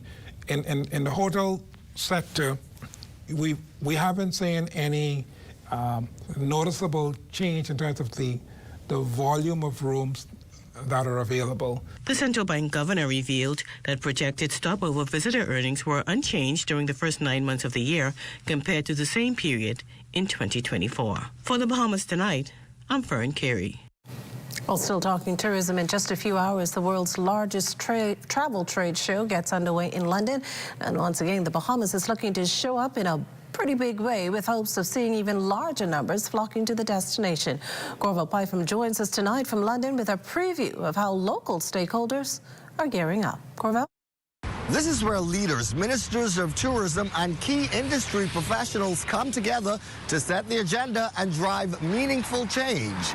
The World Trade Market London kicks off tomorrow, and the Bahamas is once again being featured prominently on the global stage. Bahamas UK Tourist Office Area Manager Melissa Butler and her team burning the midnight oil in anticipation of this year's World Trade Market London. So it's an opportunity for us to showcase the destination, showcase the multi-island that we are, focusing on our 16 islands, as well as an opportunity for our industry partners to join us in this market to share a little bit more as well. This year, World Trade Market London is introducing a new segment, Trend Fest, meant to put culture on display. Butler says Junkanoo will be front and center with a 40-minute long riveting performance. So when we say that we are coming in with a bang this year, we certainly are. We're showcasing Bahamian culture, we're showcasing pride, and we're immersing London and the United Kingdom in that experience as well. The Bahamas continues to perform strong as a world-class destination. Record numbers continue to visit its shores annually, and so for veteran tourist general manager Marie Grazia Moreno, who oversees the France and Italy markets, she's exploring how to build even further on this. So the message is not just sun and sea. That is an old message. The message, people want to experience and know the country, so that's what we do. And this is really a big deal. For the next 3 days, there are as many as 4,000 exhibitors and more than 45,000 people expected to attend the World Trade Market London. In London, for the Bahamas Tonight, I'm Corval Pytham. Thanks, Corval. Back here at home, a memorial service taking place at St. Agnes Church at this hour for Anglican Archbishop Drexel Gomez, who died October 14th after losing his battle to stomach cancer. He was 88. The local Anglican community has planned a series of events leading up to Archbishop Gomez's viewing and state-recognized funeral later this week. Tonight, we turn to our Desmond Saunders, who shares details of this evening's event. Well, this edifice will be filled to capacity in just a matter of minutes as scores reflect on the life and legacy of former Archbishop of the Anglican Diocese of the Bahamas, Archbishop Drexel Gomez. As you know, Mr. Gomez dedicated his life in service to his community and the world. Joining me on the broadcast this evening, I have the rector of St. Agnes Anglican Church, Archdeacon Keith Cartwright. Let's talk about the tributes that will take place here this evening. Yes, well, we have the president of the Bahamas Christian Council. We have the Archbishop of the Roman Catholic Diocese. We have some persons who are representing Barbados, where he was bishop for 20 years, and Codrington College, where he was a lecturer there. And we have several prominent priests in the diocese who are going to speak of their relationship with the Archbishop. And of course, his legacy is really where he became the first Bahamian to be responsible as Archbishop of the entire Caribbean Anglican Church. And then in that position, the Archbishop of Canterbury, who is our titular head, had Archbishop Gomez involved in many aspects of the worldwide Anglican Church. And so he is perhaps the most prominent clergy person ever in the Bahamas in terms of the world stage. Okay, Archdeacon Keith Cartwright, rector of St. Agnes Church, joining us on the broadcast. And in the coming days, we will hear more tributes on the life and legacy of Bishop Gomez, who was indeed an icon. Yes, and on Wednesday, we have what we call the Vigil. And that will start at 6 p.m. And then there will be masses throughout the evening until the next morning on the Thursday, where he will be taken from St. Agnes to Christ Church Cathedral for the funeral mass. And then there will be a procession back over the hill, back home here at St. Agnes, where he'll be laid to rest at the main gate of St. Agnes in the churchyard. Thank you very much. Good night. Back to you in the studio. This portion of the news is brought to you by Folk Call Smart Pass, the smart way to pay at the pump.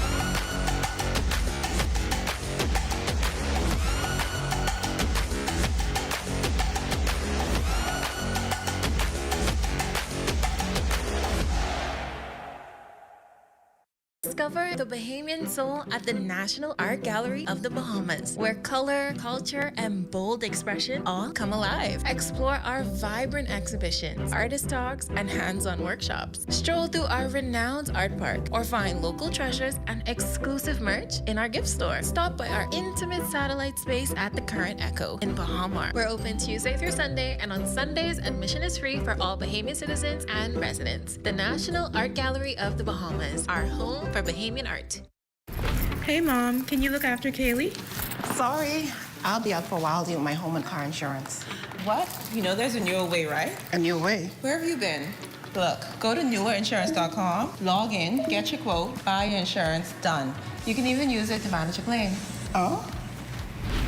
By the way, it's not newer. It's N-U-A. Where's she been?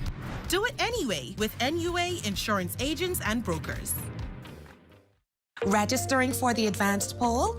Listen up. 2 deadlines are looming. Overseas voters must apply by Thursday, October 30th. Special voters have until Thursday, November 6th. Who qualifies? An overseas voter is a Bahamian eligible to vote from abroad, like students studying overseas and certain government personnel posted outside the Bahamas, along with qualifying spouses and immediate family. A special voter is someone who may be unable to vote in person on election day, including those 65 and older, hospitalized or in a care facility, pregnant, or who have recently given birth, traveling or stationed overseas on election day, candidates and their spouses, election workers, and parliamentary registration employees. For the full list of who qualifies and how to apply, click the link in the caption or pause the screen. Don't miss your deadline. Apply for the advanced poll today.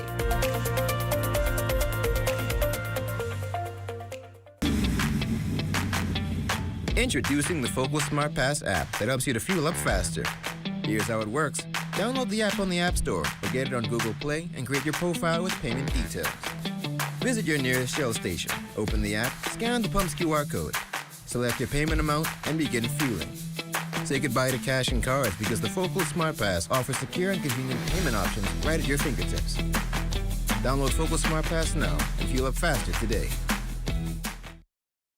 As a resident of Golden Isles for the past 22 years, I've lived there, served as the chairman for the constituency for the past 11 years. I know the needs, I know the infrastructure needs, I know the needs that the people in Golden Isles need. I drive through there every day. Some of the needs is the healthcare system, the environment.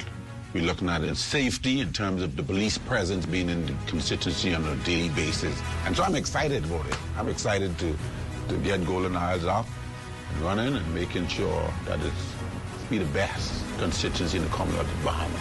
My name is Brian Berkeley Brown from the great constituency of Golden Isles. I'm asking that you lend me a vote so I could work for you. This message has been brought to you by the Free National Movement. This portion of the news is brought to you by 700 Wines and Spirits, bringing celebration across the nation. Well, after months of tension with the government, the JCMP says it's ready to move forward. That is, on its own. The organization confirming that its member groups, including some of the largest and most iconic, will not participate in this year's government-run Boxing Day and New Year's Day parades, but instead host two independent community-driven Junkanoo experiences on Bay. Members yesterday attended Bethel Baptist Church, where they reflected on what they described as a challenging season. Right now, we have decided to step away from the deliberations with the government, and we gave that up. And so right now, we are focused on moving on and having a parade during which and of the rules and the regulations that we would love to have. And so that is where we are now. Miller added that the JCMP and its member groups remain united and committed to ensuring Bahamians enjoy a Junkanoo season. We as a combined unit and member of groups are united in the direction in which we would like to go forward and which we would like to parade. And so that is what we are focused on. So the Bahamians will get opportunity to see more than enough Junkanoo this holiday season. So we're just focused and we're just moving forward. We're leaving all of that confusion behind, and we're focused on doing a type of parades and celebrating our culture the way we would like to do. Well, if you're hoping to leave behind the confusion, the controversy, and the tension, we've got Royston and Marlena up for what's coming up in Access Now. Guys? Good night, Makushla. So Halloween is officially over, but we have one more nod to the spooky season. Marlene and I did an amazing photo shoot with KG Studios last week, and we're going to preview it here on Access Now. It's going to be really exciting. And then also coming up, we have the ladies from Beauty Beyond Feelings who are going to be telling us about their latest event, Seed Time and Harvest Summit. So it's all going to be really good on this side. Absolutely. Well, as you hear, a good show coming up there. Stay with us. The Bahamas Tonight. The National Report continues after this break.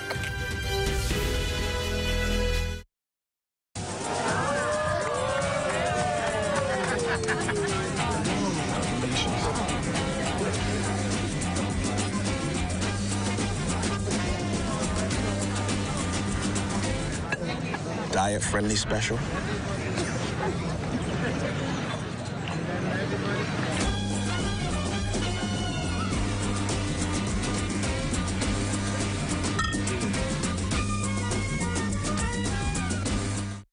Introducing Valvoline Restore and Protect, a first-of-its-kind innovation that returns pistons to factory clean, removing up to 100% of deposits, restoring your engine to perform like new. All new Restore and Protect, another first by Valvoline, distributed by Battery and Tire Specialists.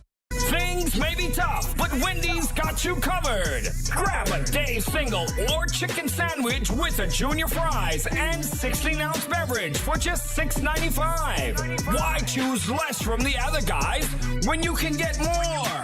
At Wendy's, we're providing bigger bites and better deals. So purchase your Tings Tough Value Meal today. Now available at all locations excluding the airport and food truck.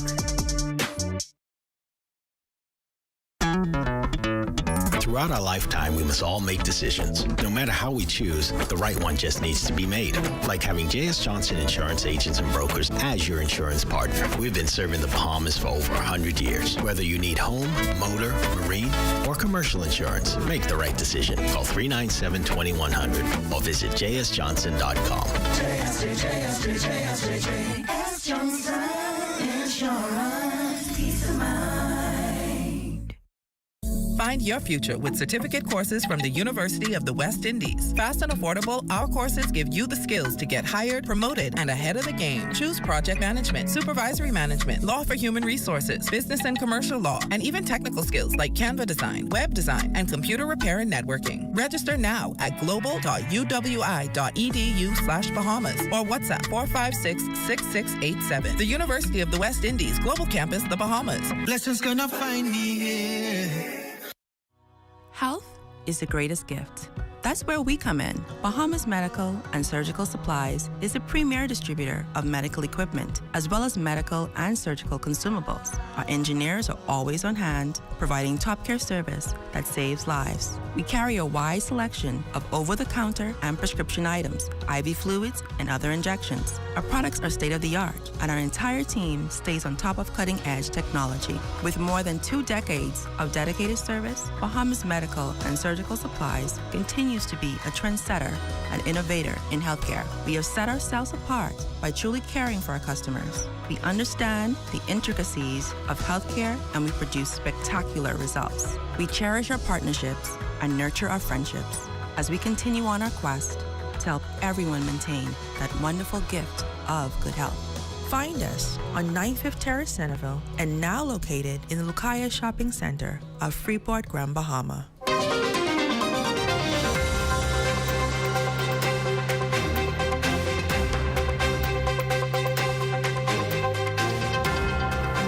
It's time now for your first look at the tropics, and it is brought to you by the Disaster Risk Management Authority. In the tropics, we have a few tropical waves. The first one is well to the southwest of the Cape Verde Islands, and that is moving towards the west. We have another one near Trinidad, also drifting towards the west, and the third one is in the western Caribbean Sea, also moving towards the west. But elsewhere throughout the tropical belt, tropical cyclone development is not expected over the next 7 days. Krishna.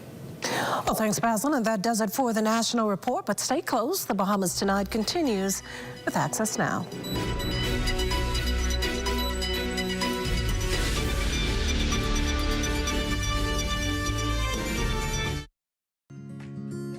Our company offers a simple philosophy, open hands. What do open hands mean? If you keep your hands closed, nothing comes in, nothing goes out. If you keep your hands open, a lot of things comes in, a lot of things goes out. We cannot expect to be a successful company without blessing our community and blessing our country. My good friend and valued client, Dominic Stirrup, approached me following a meeting we had and told me of the idea that he had of feeding 10,000 Bahamians on Thanksgiving. There was a lot of details to put together, had to figure out how to get it done. But at the end, it was worth it. At the end, it gave me a heart of gratitude to know that our company is reaching out to so many persons. We invite you on a journey to witness an extraordinary chapter in the story of the Bahamas Striping Group of Companies, a tale of compassion, unity, and the true spirit of Thanksgiving.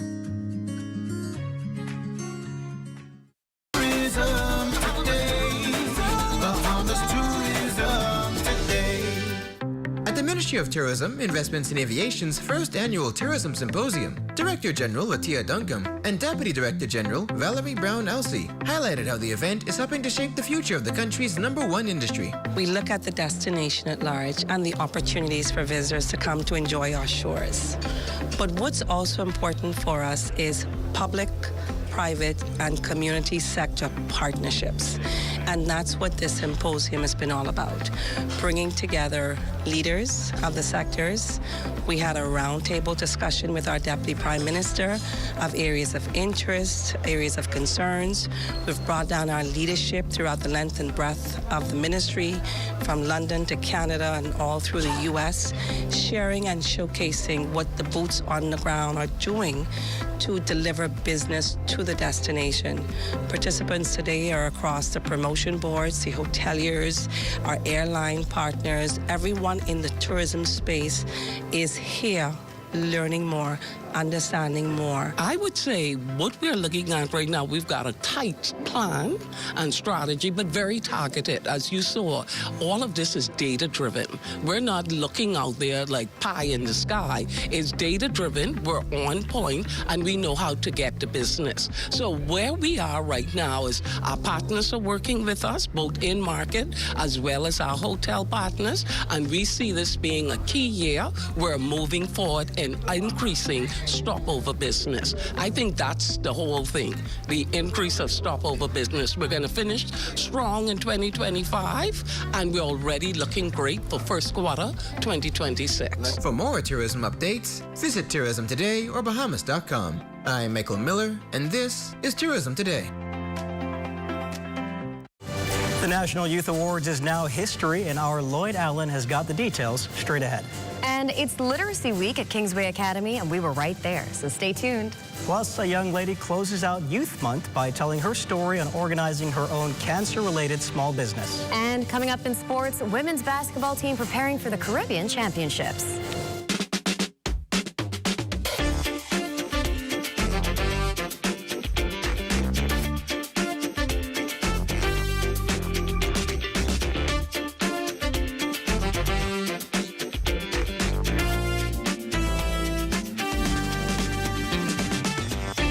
Bahamas Tonight Access Now starts now.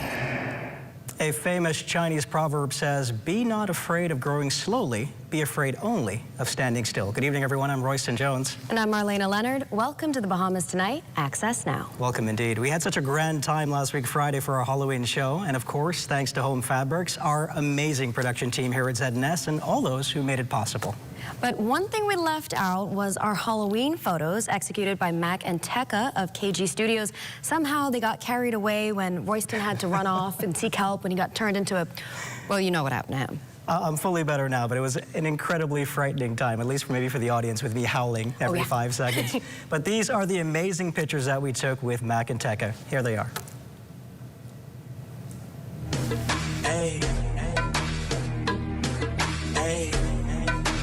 Teach me how to plug it, hey. Baby, like smooth. What? Can you teach me how to plug it? You know why? 'Cause all the love it. All I need is a beat that's super bumpin'. And for you to back it up and dump it. Get it. Put your palms out front, lean side to side. They gon' be on you when they see you hit that dirty ride. Ain't nobody with my bro from Morningside. He go by Bubba and he hit that dance like thunder. Okay, I ain't from Dallas, but I need town boogie. I show my moves on to everybody tryna do it. I lead the functions and all the ladies tryna screw me. Now you just do you, and I'ma do it all day. Hey, hey, teach me how to plug it. Hey, baby, like smooth. What? Can you teach me how to? They're absolutely awesome, and Marlena looking like Samantha from Bewitched in some of those photos. Well, I won't be howling until next year, but for now, let's dive right into the news. The 2025 National Youth Awards presentation is now complete, with winners in from around the country, each showcasing unique talents and skills, all toward making the Bahamas a better place. Lloyd Allen has more tonight. A star-studded event on Wednesday at the Performing Arts Center at the University of the Bahamas for the 2025 National Youth Awards. With young people coming in from various parts of the country, the event injecting new life and energy for these young people described as tomorrow's leaders. Young people, as you are placed on this national stage and display your exceptional talent and incredible accomplishments within areas like sports, education, culture, religion, governance, and leadership. Know that your voices are heard and your country is proud. The event including a mix of performances and skits, all designed to generate excitement. Educator Michael Prescott Jr. walked away with 2 awards, Youth in Leadership as well as in Education. Everyone's journey looks different, so knowing that, hey, nobody is going to have that perfect story. So I want others to look at my story and say, hey, if he could do it, I can do it as well. Though short in stature, Dylan Thompson towered above his competitors, winning the Personal Triumph Award. My heart murmur never really kept me back because, to me, I just never really found it difficult to deal with. And for my physical shortness per se, although I got bullied for it multiple times growing up and during school, even till now, I still don't find it hard to deal with. Among the Rising Star winners was philanthropist and volunteer Jeffrey Bonnet. My family and I started a feeding program helping homeless people on the street by giving them food to eat, water to drink, and clothes to wear. Other winners also shared their excitement. We created an organization, an extension of our organization called YBTC. That's Youths Breaking the Cycle. It's a work program where we give young people free professional development classes. I'm absolutely excited. I'm really happy that I was able to win this title because it allows me to be recognized for a lot of the work that I've done. The lessons you learn from your personal experience will always help you to teach others to do better. The highest award, the Prime Minister's Cup, nabbed by Lashante Bosfield. On behalf of my daughter Lashante, she's off to university at SOAS, university in London. I can't. I'm speechless. I'm so elated. Very thankful. She deserves it. A proud night for all winners and competitors who continue to shine in passion, purpose, and nation building. For the Bahamas Tonight, I'm Lloyd Allen. Congratulations to all the winners. Thanks, Lloyd. Well, it's Literacy Week at Kingsway Academy, and students are diving into a world of words, imagination, and knowledge. The week-long event focuses on encouraging students to see reading not just as a subject, but as a lifelong skill. Principal of Kingsway Academy, Patricia Malcolm, shared a strong message to the parents about the importance of literacy, especially in today's world. There are many persons who've gone through school and cannot read, cannot fill out applications. What happens in primary schools is we understand the importance of it now and for future reference. Because our kids need to understand we don't teach for the here and now. We teach so that they become productive citizens in the Bahamas. The principal also spoke passionately about the deeper value of literacy, saying that reading gives children the ability to explore beyond their surroundings and experience the world through the pages of a book. I think it is important because our kids need to understand that I don't actually have to get on a plane to go anywhere to learn about the world. And what we do is we spend so much time that we don't know anything about other countries. And sometimes we don't even get to go there. So if you take up that book, you can be transported anywhere. I love that message. A 6th grade student at St. Francis and Joseph Catholic Primary School is proving that you're never too young to make a difference. Inspired by the life of her late grandmother, this young entrepreneur is spreading the message of love, care, and faith through her small business. Our West Calix Forbes has the story tonight. 11 years old, Brielle Wood is learning the power of purpose. Wood launched her own business called Andrea's Heartbeat, a heartfelt tribute to her late grandmother. My grandmother passed away last year, July, and if you know my grandmother, you knew that she was the most loving, kind, and caring person anyone would love to meet. And I thought that October was the perfect month to launch Andrea's Heartbeat because my grandmother was a breast cancer warrior before she died.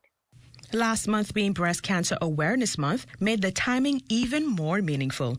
Through her products, Brielle hopes to honor her grandmother's strength and continue the legacy of her kindness. The message behind the brand is inspired by the scripture Luke 1:37.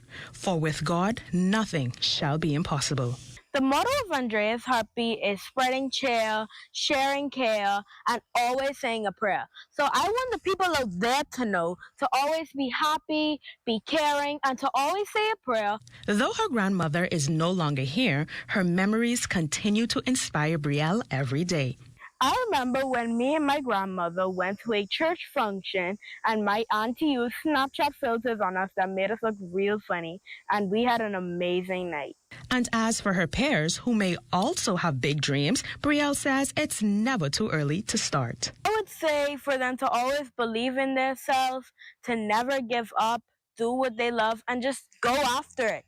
With a heart full of faith and a mission to spread cheer, the young entrepreneur is keeping her grandmother's heartbeat alive. For the Bahamas Tonight, I'm Wes Collins-Forbes. Brielle, you're an inspiration to us all. Thanks so much, Wes. Still to come, Beauty Beyond Feelings presents Seed Time and Harvest. We're going to hear all about it right after the break. And our Basil Dean, our weatherman here, is also after the break with the report on weather. So stay close.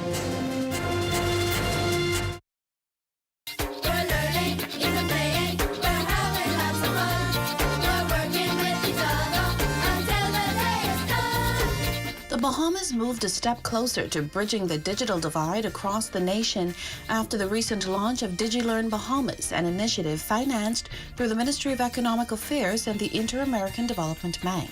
Through this initiative, Bahamians, whether seniors, entrepreneurs, public service workers, or residents of New Providence and Family Islands, our teachers and students, will gain access to free, high-quality training in areas such as information and communication technology, ICT, cybersecurity, e-commerce, digital literacy and productivity tools, and much more. These are not just technical skills, they are life skills. They are the keys to unlocking new opportunities, enhancing livelihoods, and navigating the modern world with confidence. The world is currently in its fourth industrial revolution, which is centered around systems integration, big data, cyber resilience, and artificial intelligence. We must therefore be able to support the needs of growing industries by acquiring the required digital skills and channeling professionals to our workforce who are not only able to sustain but surpass the dynamics of this industrial cycle. As we continue to evaluate the strength and resilience of our economy, The free courses are being done in collaboration with the Education Ministry, the University of the Bahamas, and the Bahamas Technical and Vocational Institute. Until next time, this is Ed Talk.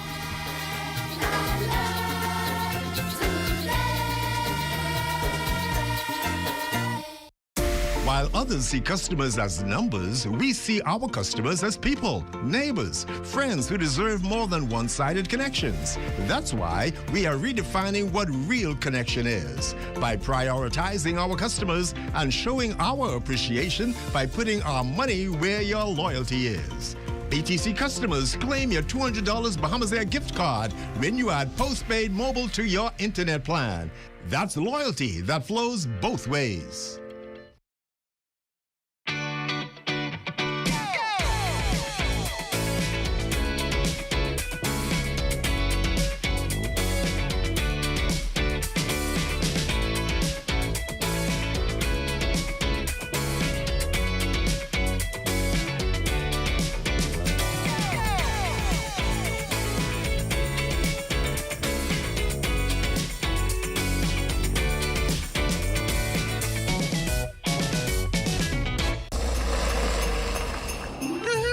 This car sexy, I need to upgrade, eh? That's easy. Just apply for a cash and go loan. Once approved, you're in the giveaway. This lady even got no Bluetooth.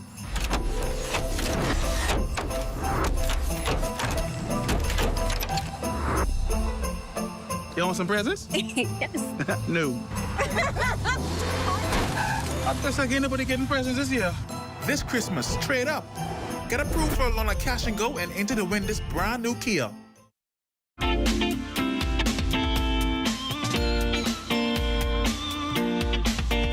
It's time now for your access weather forecast in the tropics. We have a few tropical waves, one just to the southwest of the Cape Verde Islands, have another one near Trinidad, and the third one in the western Caribbean Sea. And they're all moving towards the west and elsewhere throughout the belt. We don't anticipate any tropical cyclone development, at least over the next several days.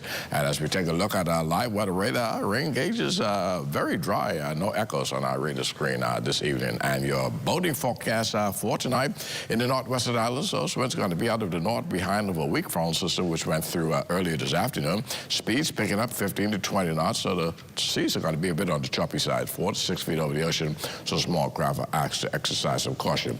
Low tide, that will take place at 11:47 tonight, and for the central and southeastern islands tonight, north to northeast winds 10 to 15 knots, so wave fights 2 to 4 feet.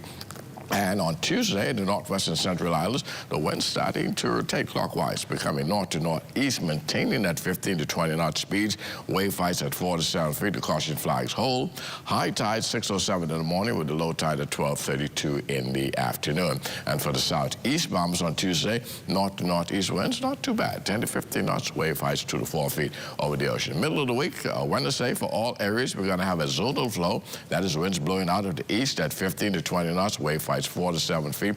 So once again, we're asking small craft to exercise caution throughout the 700 islands on Wednesday. Now, the high tide, that will take place at 6:57 in the morning with a low tide at 1:25 in the afternoon. That's going to do it for your boating forecast. It's time now for your international temperatures, and they're brought to you by Royal Star Assurance.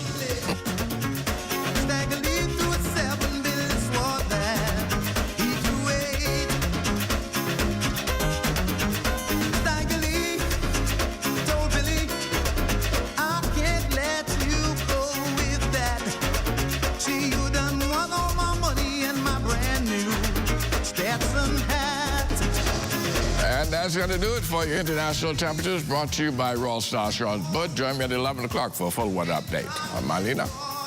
Thanks, Basil. Well, Beauty Beyond Feelings is an organization set to create sacred spaces. Its founder, Raquel Miller, and logistics coordinator, Camille Gabriel, join us tonight to talk about their upcoming summit, Seed Time and Harvest. Ladies, welcome to Access Now. Thank you. Now, I know I said it's an organization created to make these sacred spaces, but Raquel, can you tell us what is Beauty Beyond Feelings and how many people are behind this movement? So Beauty Beyond Feelings is a women's empowerment organization that inspires, uplifts, and motivates through community service and events.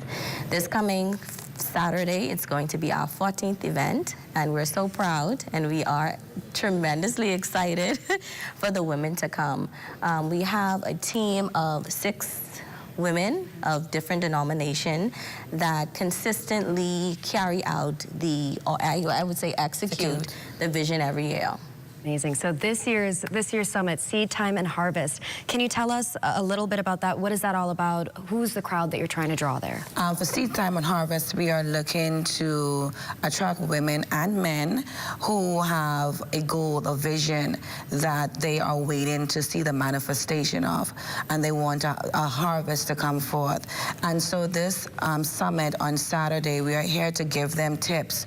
We're here to encourage them. We're here to plant seeds, scriptures to kind of give them that push that they need to walk into their harvest, because the harvest is coming.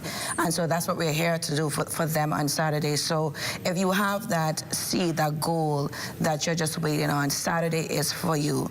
All right, so come out. And so can you tell us a little bit, I know you have some presenters coming as well. Can you tell us about the presenters that'll be joining you? So we have Bahamian, a Bahamian that lives abroad in Atlanta. Her name is Providence Tanisha Humphrey. She'll be joining us, as well as Catherine. She's also the founder of The Authentic Women. And we're excited because these are 2 trailblazers that I know are going to bless the ladies and gentlemen when they come on Saturday. So we're really excited. We're very thrilled. It definitely sounds like something you don't want to miss. You do not want to miss. Camille, thank you so much for And the coming event is over. free. And that's very important for us. If you had any second thoughts, there goes your hesitation. You should be there. All the best with the Seed Time and Harvest Summit 2025. From Team Access Now, we're wishing you the best. But for us, it's time for us to take a break here and come back with Charles Fisher and Total Sports. So don't blink. A digital wave is making its mark across the Bahamas. From Grand Bahama to Anagua, Bahamians are embracing smarter ways to pay.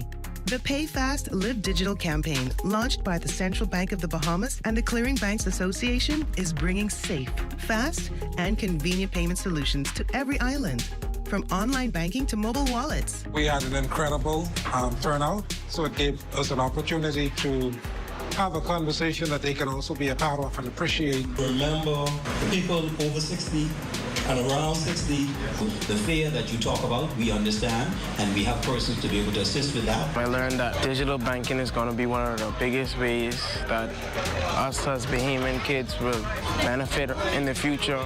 It has to start somewhere, and this is a good start. We're empowering communities, one town hall at a time, for families, for businesses, for you. Let's live digital.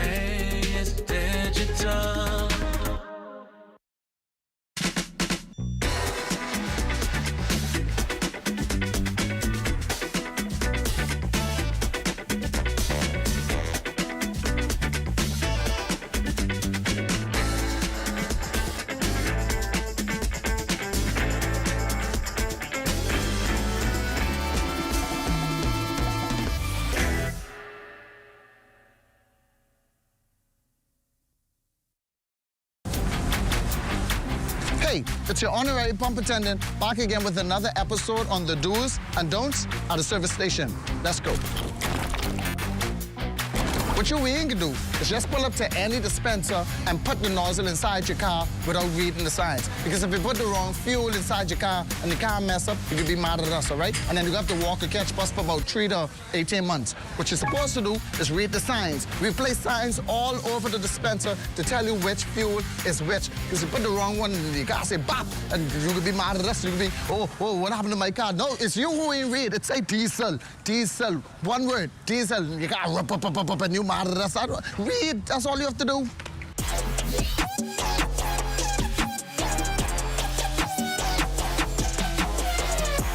Good evening, everybody. Welcome to Sports and Access Now. I'm Charles Fisher. All the top junior skippers from throughout the Bahamas took to the waters of Montague Bay this weekend, Saturday and Sunday, for the 12th annual Sir Cecil Cook Junior Regatta.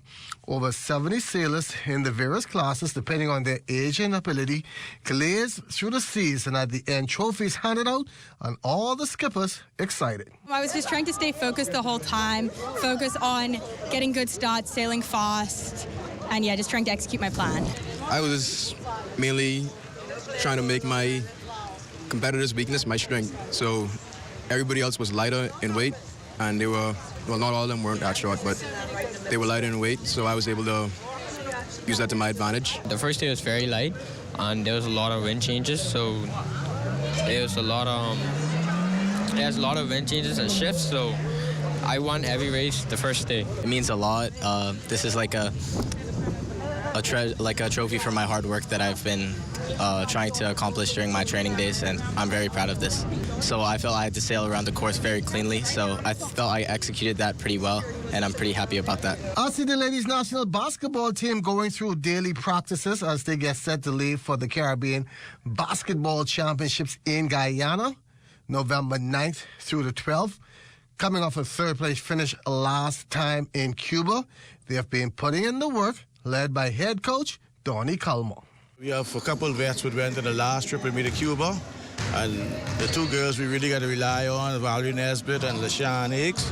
So, but everybody else is, like I said, young and new. And we have young lads, so we got to be able to get up and down the floor and put the ball in the basket. And sprinter Anthony Strawn is back home and in strength and conditioning mood.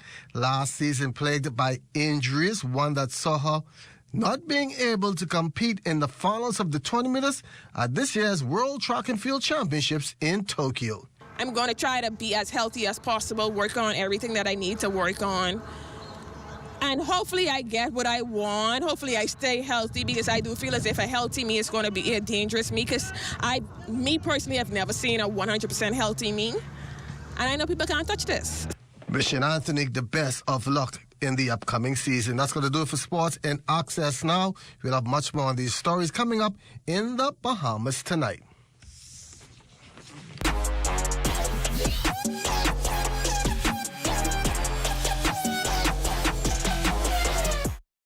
All the favorites on special at Super Value and Quality Supermarkets. Cardinal Evaporated Milk, 13.9 ounces, $1.09. Pearl Milling Pancake Mixes, 32 ounces, $4.99. Kellogg's Giant Size Cereals, assorted, 23 to 28 ounces, $6.39. Russet Potatoes, 5 pounds, $3.99. Chicken Leg Quarters, 10-pound bag, $1.15 per pound. With savings in every aisle, you could shop with a smile at Super Value and Quality Supermarkets.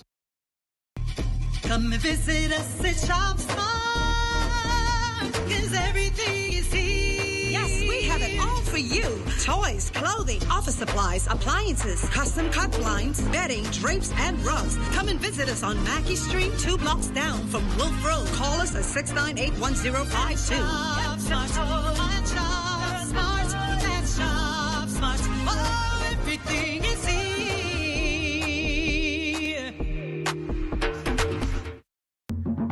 For hurricane season, we got impact windows and doors. For protection, just come to our store. Plus we got tiles to pretty up your walls and your floors. We'll help you brighten up for that big bad storm. Porcelain tiles, blank tiles, mosaic tiles, a variety of styles. Before teens get right, they gotta be rough. That's why we got the best deals in the whole Bahamas. Hey, hey. You're looking at a shot of historic Fort Charlotte, built by British Governor Lord Dunmore between 1787 and 1819. That shot is provided by our drone pilot, Kyson Miller. And now it's time for us to take a trip down to Eleuthera. Let's go.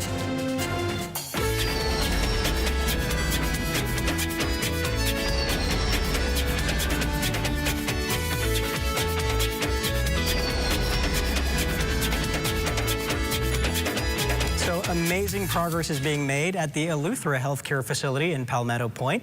In fact, just last week, roof trusses were erected on the main structure, marking another milestone on this project. And the progress continues in great earnest. Marlena? Thanks, Royston.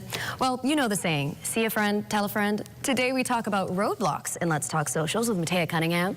Wait, excuse me, I meant Let's Talk Socials with Matea Stewart. Congratulations to the couple on their recent nuptials. Here she is. If there's one thing Nassauvians are all too familiar with, it's unexpected roadblocks. From those who aren't from here, a roadblock is when a police officer or officers set up on a busy highway, main road, or even a shortcut to conduct vehicle checks, making sure your license, insurance, and registration are all up to date. While it's a part of keeping our roads safe, these checkpoints can cause major delays, especially during peak traffic hours. Today's video shows just how far some drivers are willing to go to avoid both traffic and the roadblock itself. Check this out. Nothing beats a Jet2 holiday. And right now, you can save £50 per person. That's £200 off for a family of 4. We've got millions of free child place holidays. Now, let me be clear. Here at Let's Talk Socials, we encourage safe driving at all times. What you just saw might come across as funny, but it could have gone very wrong. Still, the internet had a field day with this one, and we want to hear from you. Would you have taken the chance or waited in traffic? Drop your thoughts in the comments, and as always, engage with me. My name is Matea, and this has been Let's Talk Socials. I don't even think it's about waiting in traffic. If the police see you do that, they're gonna be like, that's not suspicious at all. Light you up so fast that whoop, whoop, and Yeah. they're gonna light you up. You're done. I want to say to Mrs. Stewart, may your years ahead be filled with love and happiness. Congratulations. That's gonna do it for Access Now for tonight. Make sure to join us tomorrow night for another exciting newscast. We would also like to shout out our colleague, Charles Fisher, the hardest working man in sports. Oh yeah, and stay tuned for the rundown with Clint Watson coming out of Grand Bahama tonight. Good night, everybody.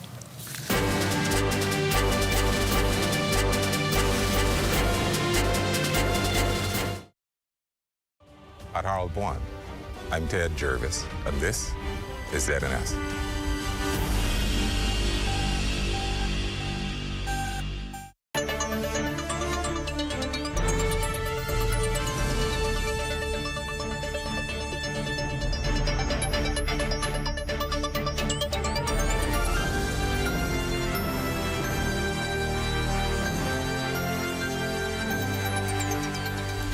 Good evening, everyone, and welcome to the show. It's so good to have you with us. We're coming to you from the city in the north, Freeport, Grand Bahama, for the next 2 days, by the way.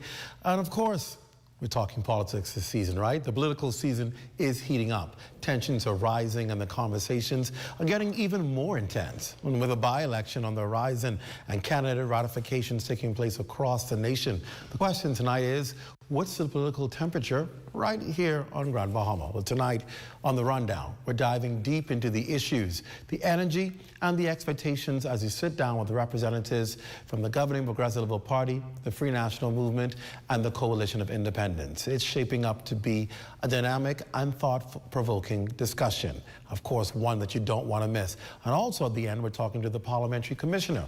We'll talk about the preparations for elections, in particular the by-election, and their mission this week here on the island of Grand Bahama. So a lot of information to give you tonight on the show, and we begin right after the break. You're watching The Rundown here on the ZNS Network from Grand Bahama. We're back after this.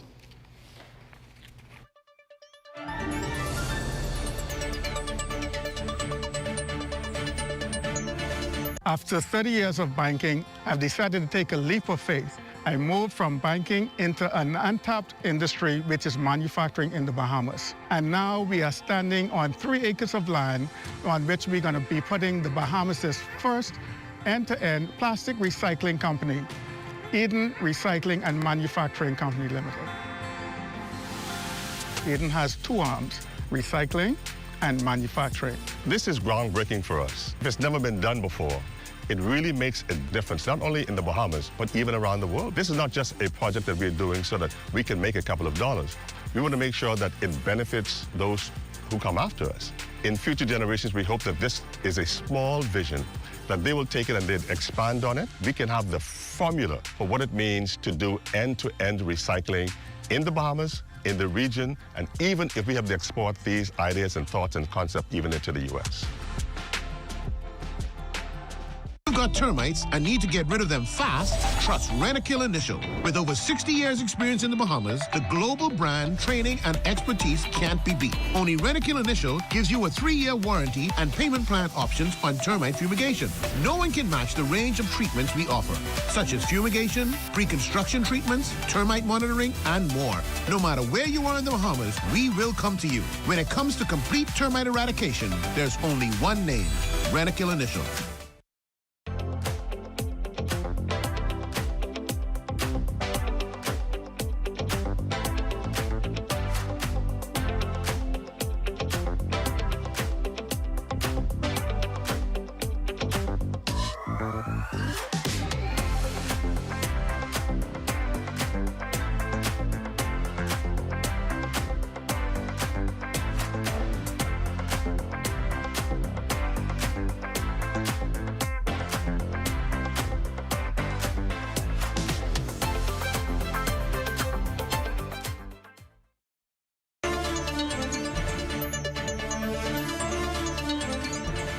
Welcome back to the Rundown. A special good night to all of you who are in the Lion's Den. I see you online. It's always good to have you on the conversation. And of course, those of you watching by YouTube, or if you're watching on Flow TV, cable TV, whatever platform you get the show on around the country, in the Turks and Caicos Islands, we know you're joining us as well, around the Caribbean and internationally. It is always good to have you watching the Rundown.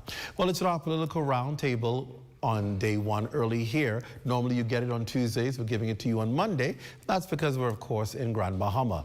And I want to meet our guest for our political roundtable tonight. From the Progressive Liberal Party, Senator Kirkland Russell is here. The Free National Movement's Omar Isaacs, he's a candidate for, of course, the West Grand Bahama and Bimini seat. And, of course, the Coalition of Independents, Iram Lewis, who is a member of Parliament for Central Grand Bahama. Gentlemen, welcome to the show. It's great to have all of you here with us in the Rundown. Thank you for having me. Thank you for Listen, there's so much going on in Grand Bahama. I thought it was important to us to talk first, hear what the political dialogue is all about and what people are saying, what people are talking about. And I think the question I want to start with is pretty much, what are the big issues when you think about politics in the country and for Grand Bahama? What are the big issues when you talk about politics for Grand Bahama? What are they concerned about? What is it going to matter to Grand Bahamians as they go to the election polls in the next general election? Who wants to start? I'll start. All right, go ahead. I see you ready to go in the corner there. Because I heard, you know, a lot of people talking about Grand Bahama is the second city. We don't feel like the second city. Listen, I always tell people. We don't feel like the second city. What do you feel like? What do you feel like? We feel like a stepchild. Oh, Lord, that's worse. I wouldn't even go ahead and talk about West Grand Bahama. Right. We feel like we're in an out island to ourselves. But you talk about an island with the second largest population. We talk about a place that doesn't even have some of the amenities that we're used to, like pre-clearance, like an operating airport. Accessibility to Grand Bahama has really hamstringed us in a way of getting our tourism back in order. I've seen many different interviews with DPM, Chester Cooper, talking about different timelines, different deadlines. We want to know from him about the $120 million that's supposed to be in the bank for Grand Lucaine. We want to know about what Manchester is doing, what about our airport, and when can we expect those things?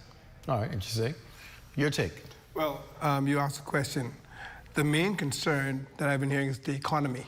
The economy of Grand Bahama is not where it needs to be, it's not where it should be, and it's not where it was.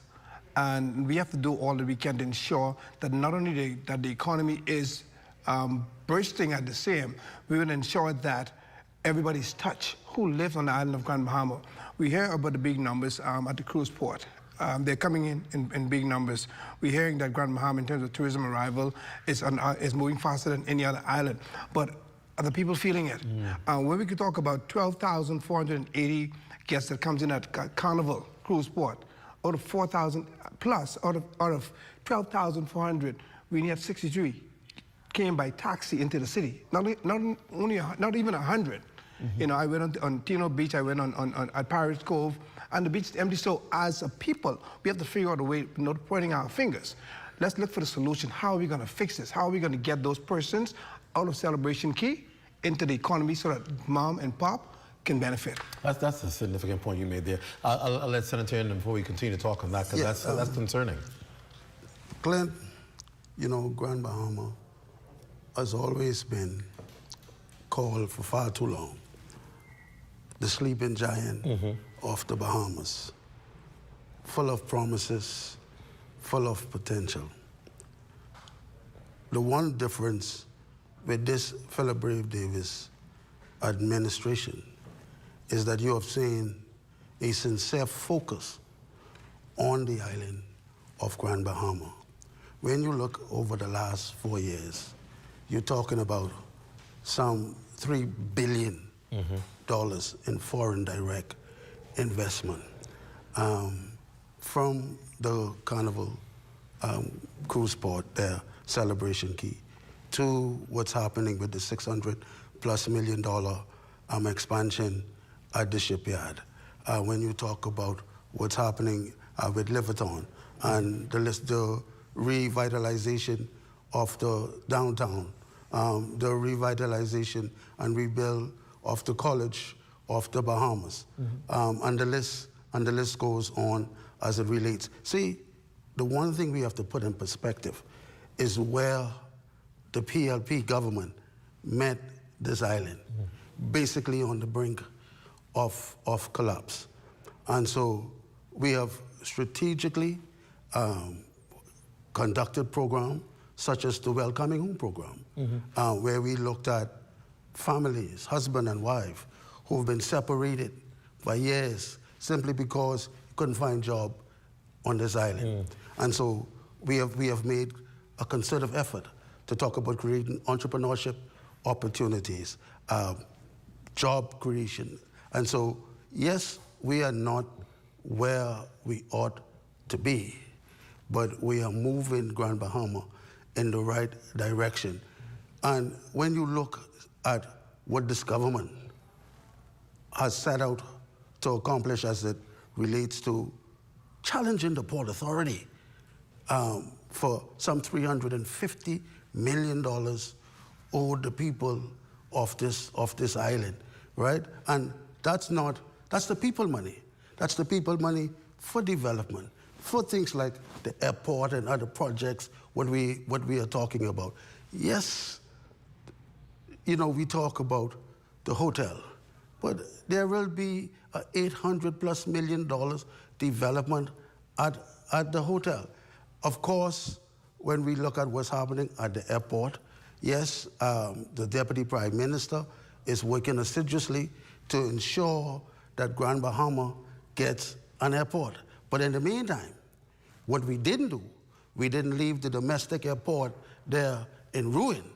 What the PLP government do was to at least ensure that we could get our domestic flight, our international flight, a hub where they can at least come and ensure that we get heads in the bed.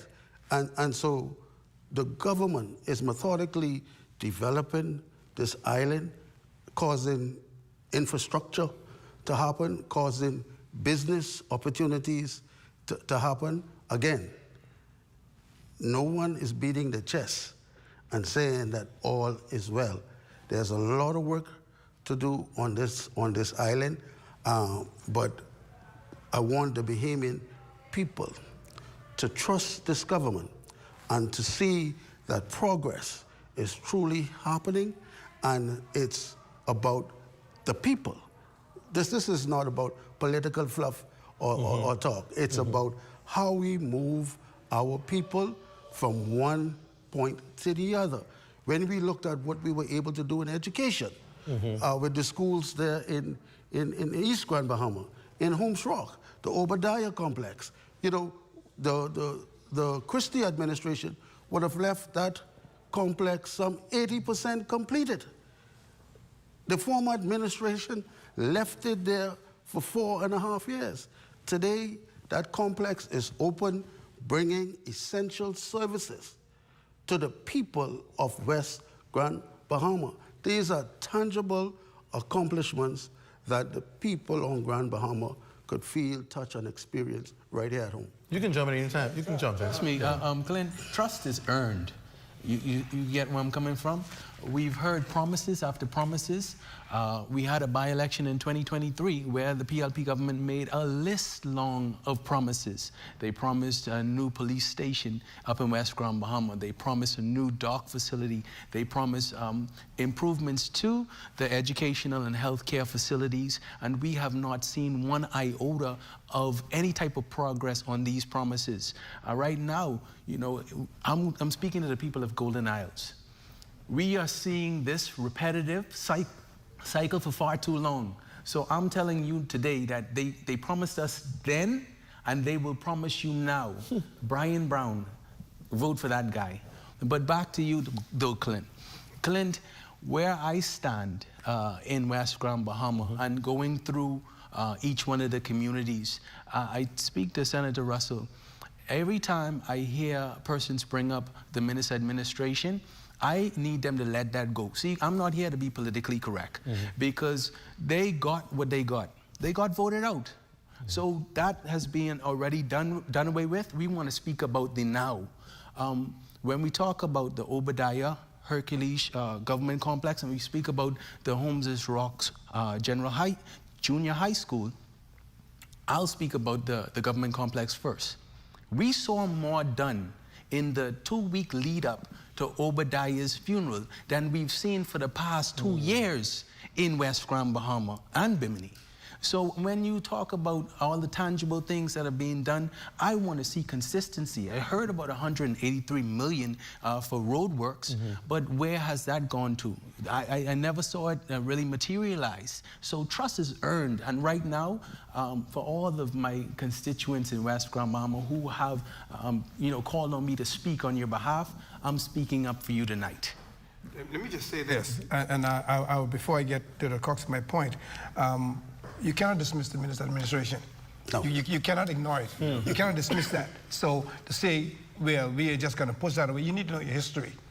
And you springboard from there, you make whatever adjustment is necessary. So the notion of dismissing the Minister administration and say let's move past that, I don't think it's fair for us to do that. But let me get back to a bigger point. We have to look at the big picture with respect to Grand Bahama. We are talking about employment. Let us get away from employment to ownership. Right.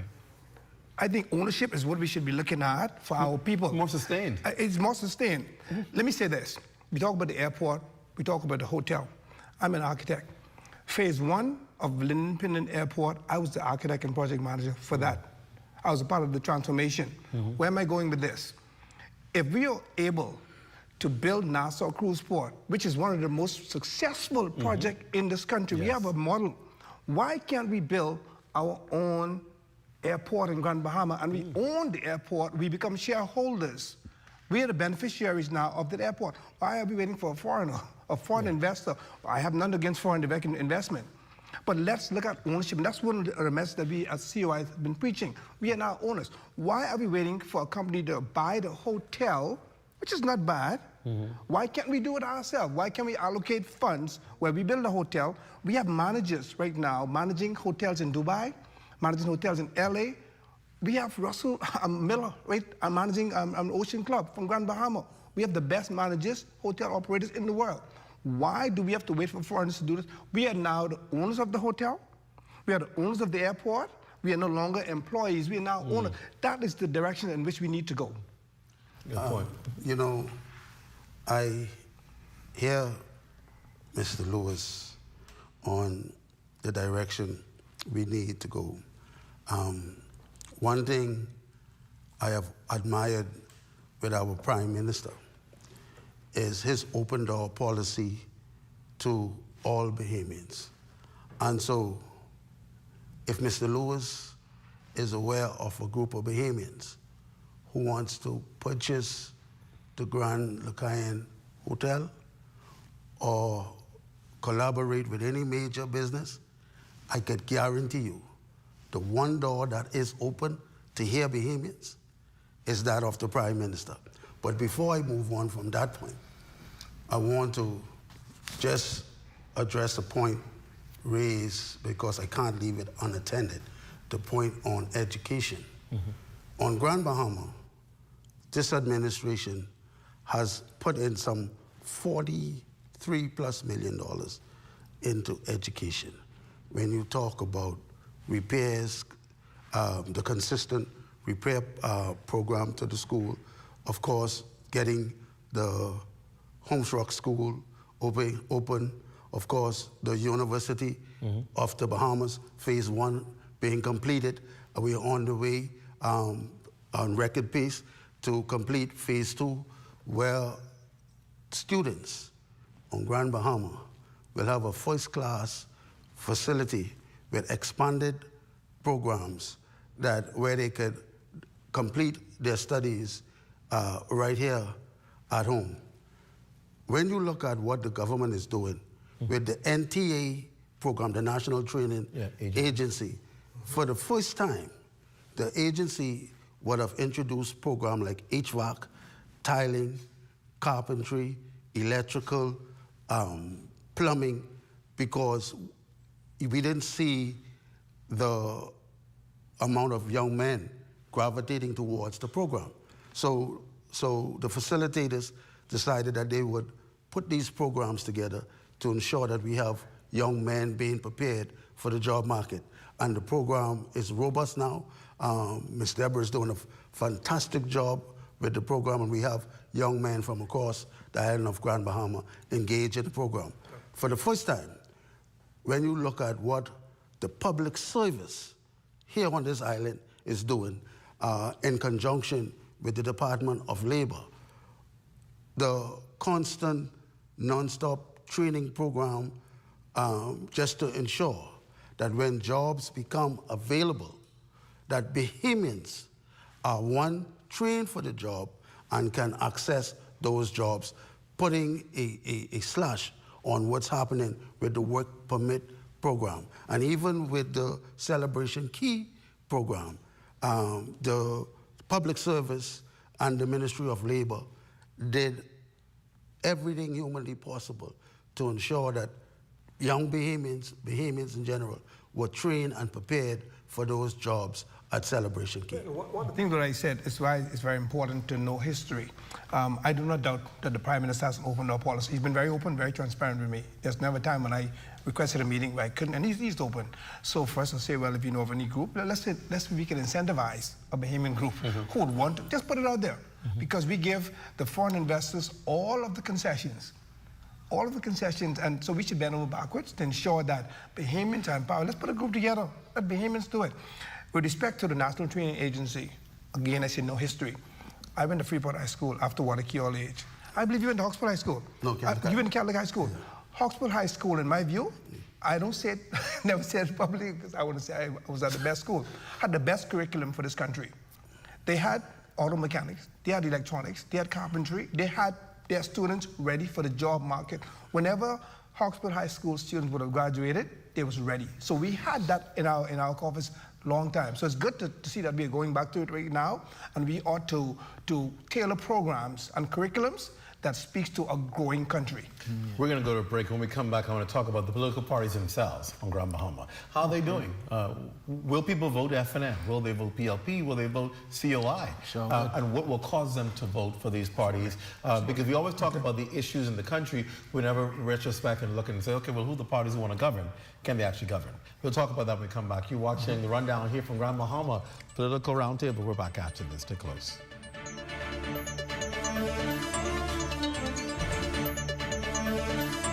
The internet isn't just for surfing. There's a sea of shoppers buying online, and you can connect with them on Tingsy.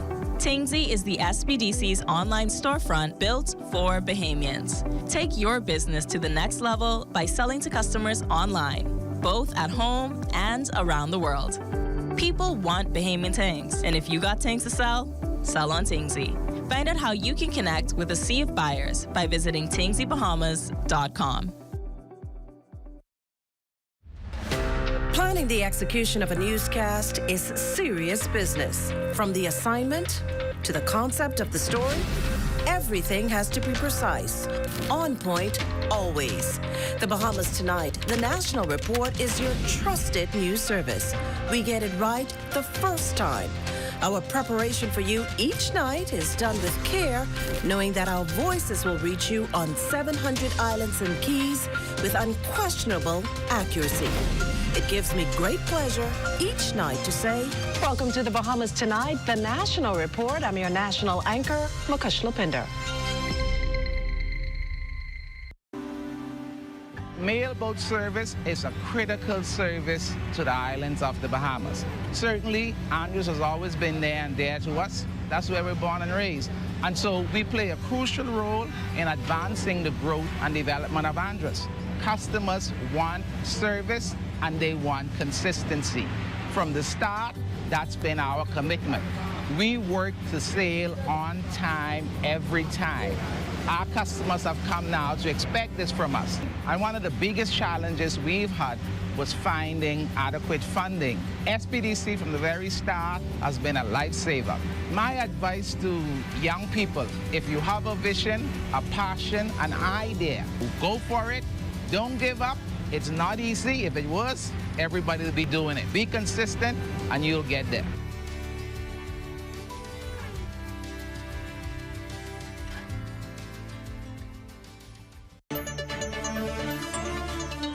Welcome back to the show. We're coming to you from Grand Bahama, our political roundtable tonight. We have representation from all the political parties, from the COI, Mr. Aaron Lewis, FNM, we have Mr. Omar Isaacs, and of course, of Progressive Liberal Party, Senator Kirkland Russell, and talking really about the political landscape here in Grand Bahama.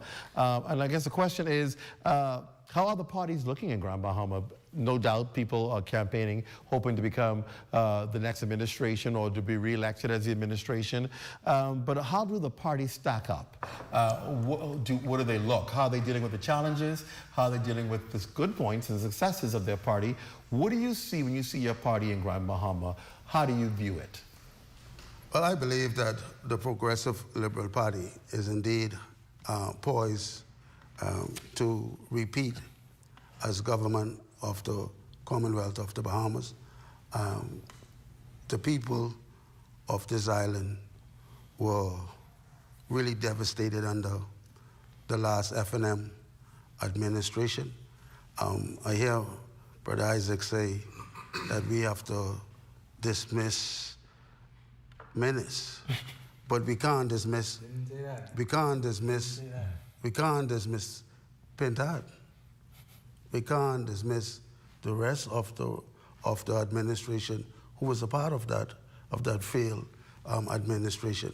The Progressive Liberal Party here on Grand Bahama under the leadership of Minister Ginger Maria Moxie have done a fantastic job. She is a workaholic. She has been really hitting the ground to ensure that opportunities, investments, whatever happens on this island. I am very happy with the work she have done with Collab, with the transitional home project where she have got these dilapidated homes from Trip Circle, renovate those homes. I mean, those homes are fit for anyone, you know, and so what she did was partner with companies to take care of utilities so that when you have single mothers who may fall in disasters, even families, they have some place to live for 3 months where they don't have to worry about rent, don't have to worry about utilities, and so those individuals are able to recoup, catch themselves, and then go ahead and start their life over. A part of the process is also to assist with finding jobs and providing training if necessary. And so those are just some small things that under the minister's leadership, when we talk about the memorial sites in East Grand Bahama. It was her vision to ensure that the residents who would have lost their loved ones during the hurricanes were able to, you know, put those things to rest and move forward. When you talk about the government vision to ensure that those residents were able to go and take care of their banking needs of those individuals who would have died, the insurance need, within 3 months with us just changing the laws, just so those families are able to bring some relief to themselves, you know. And so the government has really done a yeoman's job in bringing back this island. The Member of Parliament for West Grand Bahama have been working assiduously to serve the people in West Grand Bahama. Of course, we all know he's following one of the strongest politicians in the history of this country, and that of Obadiah Hercules Wilcombe. But I could tell you that Mr. Kingsley Smith is doing a fantastic job. He's on the ground, he's working, and I am confident that he will return as the next Member of Parliament for West Grand Bahama and Bimini. Of course, those are our only two incumbents, and so East Grand Bahama, Central Grand Bahama, and Marco City. Where are the representatives for those? Who's going to be coming forward? Awaits the direction of our Prime Minister. Of course, person like myself is on the ground person. There are persons in East Grand Bahama, and of course there are persons in Marco City. I wouldn't call their name. That's up to the Prime Minister to do that. But there are people on the ground. But people are on the ground, and the PLP is working to ensure that when the next general election, I can let you go right now. Yeah. The Progressive Liberal Party will return as government. Clint, I know you let him get it off. I know you let him get it off. But Clint, I had a dad, the late great Derek Isaacs. I know him well. Who would always say to me, there's a reason why the rearview mirror is so small and the windshield is so big. Yes. Is that we can't drive forward looking backwards. That's correct. Now, when I want to correct Senator in saying that I never said that we should dismiss the former administration. Right. But what you said? I said we can utilize them as a reference. That's all you're supposed to do. But let's look forward. I represent a demographic within the electorate who is looking forward to the next Bahamas. My colleagues here, my counterparts, you know, they're from the old school, but I represent the new school. And when we talk about the next Bahamas and what we have to do here in Grand Bahama, the Free National Movement has put together plans, 10-point plans to address all of the concerns. See, Senator asks us if we don't actually live here. He spoke about some things that Ginger Moxie has done, but they can't really say what those things have impact everyday lives of the Grand Bahamians. 80% of what he just named were photo ops. And I could say that without a shadow of a doubt because we live here. When I hear, you know, persons on the air, on mass media talking about how we having traffic jam in Grand Bahama, how people are moving back home, and I ask, where? Where is this happening? So people are not coming back to Grand Bahama? Where is this happening? I want to see it, because if you can't bring numbers to the table and you can't tell us what's really happening, what my team and I have heard, and we have actually seen on the ground in West Grand Bahama particularly, is that single-parent mom in West End who is just making ends meet? Is those elderly and the shut-in Holmes Rock who can't get out of the house, who need social workers to come there on a consistent basis? We here on the ground. The Free National Movement is here on the ground daily, and we need to know what's going on with our economy. Is our tourism development? I see the Tourism Development Corporation doing many things in Nassau, but are they here on the ground in Grand Bahama? We don't see it. We don't see it from east to west. We don't see this administration really embracing some of the gaps that needs to be filled. I would have to spin back on the Grand Lucayan deal and that particular development. When is that going to happen? I'm going to hamper on this until we really get a real answer. What are you talk about the plans for the Grand Bahamian economy? What is the Free National Movement plan for Grand Bahama? Grand Bahama is a sleeping giant waiting to awaken. We have like really sitting down with the GBPA to set a new course of development here in the city of Freeport, as well as in the other business district of East and West Grand Bahama. Speaking for West Grand Bahama, I have set forward on a vision to bring forth what I consider creating a second city in the second city.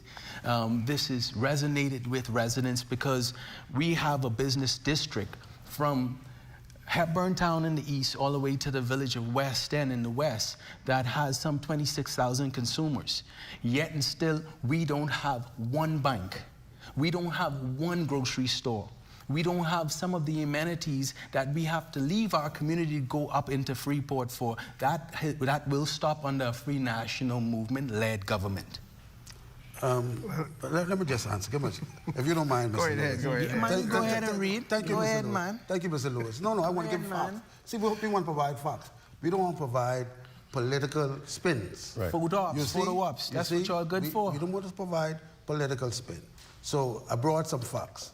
He said that this is just photo ops. Well, I want to talk about agreements, contracts, IOUs, construction sites, and paychecks in Bahamian. Let's look at it. $73 million, the Liverton Energy Project. The Royal Caribbean, $100 million harbor development. The health campus, he said we have no health campus. The $210 million health campus project, which is well on its way. Not seen. You could go and look at it. You could go and have a look at it. Overpromise, under-deliver. The Xanadu Beach. You saying the hospital is not happening? Not happening. So I just been there. I just been there the other day. I just been there the other day. What's those blocks and bricks and mortars? It's the same thing about the sixth census. When are we going to see the sixth census? When is the BIA going to help sixth census and Harcourt come up out of the ground and go vertical? You know, we talk about $3 billion. Half of which they never brought to the table. And verified, these are construction sites, man. These are not agreements waiting to be signed. Listen. These are construction sites. These are paychecks going in Bahamians' pocket. Listen, Grand Bahamian saw a MOU signed. Grand Bahamian saw a MOU was signed. The shipyard is an MOU? Hold on. Grand Bahamian saw a MOU signed. For what? A memorandum of understanding between Concord, Wilshire, and this Bahamas government. And that is happening. And we have not seen. Is the money in the bank then? That is happening. Speak. I wish I never dare somebody from this administration to tell me if the money is in the bank yet. Please tell me. Your administration signed one with Royal Caribbean, and you did nothing. We have to look forward. You understand? Let me ask you about. I'm going to get out of like I'm caught in the bill. Go ahead, Mr. Lewis. I mean, people talked about a ferry service that you had committed to for West Grand Bahama to Palm Beach. Yes. Where were we with that? I was a business consultant to the group that was able to... Photo up, man. Listen. I was a business consultant to the group that has submitted all of its prerequisite documents to the Minister of Jobed Kobe Davis. At that point in time, I was just a business consultant. God has promoted me to a candidate now. So I hope that the Minister of Transport and Energy does not play politics with that application, because I have recused myself from that project. But the developers of that project are still well underway with it. They've gotten all of the approvals from on the US side, and it's a shame that a Bahamian-owned company has to take this long to get an approval from our Bahamian company. COI and Mr. Iram speaks about Bahamians taking ownership. This is a Bahamian company. West Capital Ferry is a wholly owned Bahamian company that, like I said, I was a business consultant to. I had to move away, and now they have still progressed themselves. But I hope to see an approval on that very soon. If not, you could be hearing from me, Minister Jobed Kobe Davis. Good stuff. Well, Go ahead, thank you very much for the acknowledgement. I do appreciate that. Let me say this. You asked a pointed question. Yes. What are the political parties' plans for Grand Bahama, and how are we going to move it? I do believe that the people, they're tired of management. There's a difference between management and leadership. I think the two parties back and forth has been managing the economy at best. Whatever you meet there, you manage it, you keep it going. But it's now time for leadership.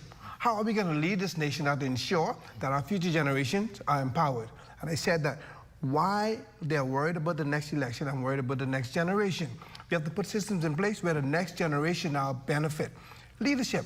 There has been some bad deals made in the past that our people are not benefiting from. We look for jobs. We look at creating jobs as opposed to creating opportunities where we are owners. We are moving slightly in that direction now, but that is the focus of the COI, ownership. Let's look at Harcourt was mentioned just now. Let's look at the deal that was set at the center of Freeport, the Royal Oasis, the Princess property. Here comes the Hurricane Janie and Francis in 2004 plus. The property was destroyed. The owners took the lion's share of the money and they didn't reinvest it. They skipped town. The property is in a poor state in the city of Freeport, in the heart of Freeport. It was an eyesore, it was a health risk. The water theme park was just a raw sewage, mosquito infestation. Went in there and we cleaned it up. But you know, what is the tragedy about this whole thing? Whatever the deal that the successive government would have made with those owners, it was bad because not only did they abandon the property, they didn't reinvest, and they still own the property. How could you leave, you abandon a property over, almost 30 years now, and it's not owned by the people? Those sort of deals need to be stopped. We need to put systems in place where when we strike deals, the container port, I don't know what we get back in terms of our royalties per container that comes through this country, but we have tens of millions of containers that pass through the container port on an annual basis. What are royalties from that? The deal that is struck with Bahama Rock, what kind of royalties are our people getting back? The COI has no legacy issues. We have no legacy issues. We have no legacy issues tied to any oligarchs or anybody else. We are clean. We can start fresh. What is going on with the we talk about the shipyard, 600 million investment.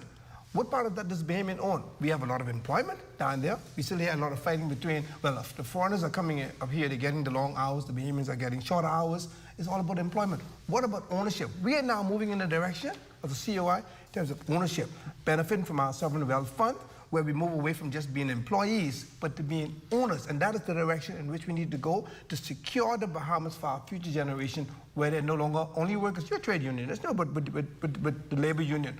But beyond that, let us take our eyes from 5 feet and go 50 feet up and look at the bigger picture and see how we can now create an economy, a country that is built for Bahamians. Clint, he spoke about the international bazaar and the Royal Oasis. I would really like to pose the question to Senator as well as to Ginger Moxie, if you're tuned in. What happened to the redevelopment of the international airport with the African Development Fund? That project is being negotiated. How much was collected? 2.7 million? I know that the minister. Did the government draw down on the loan? I just really wanted to understand that much. I know that the minister, Prime Minister, has been back and forth to complete that deal for the residents of Grand Bahama. That is an important venture that the government is taking. We believe that, no doubt about it, that the Princess Royal Oasis property is in the heart of this island.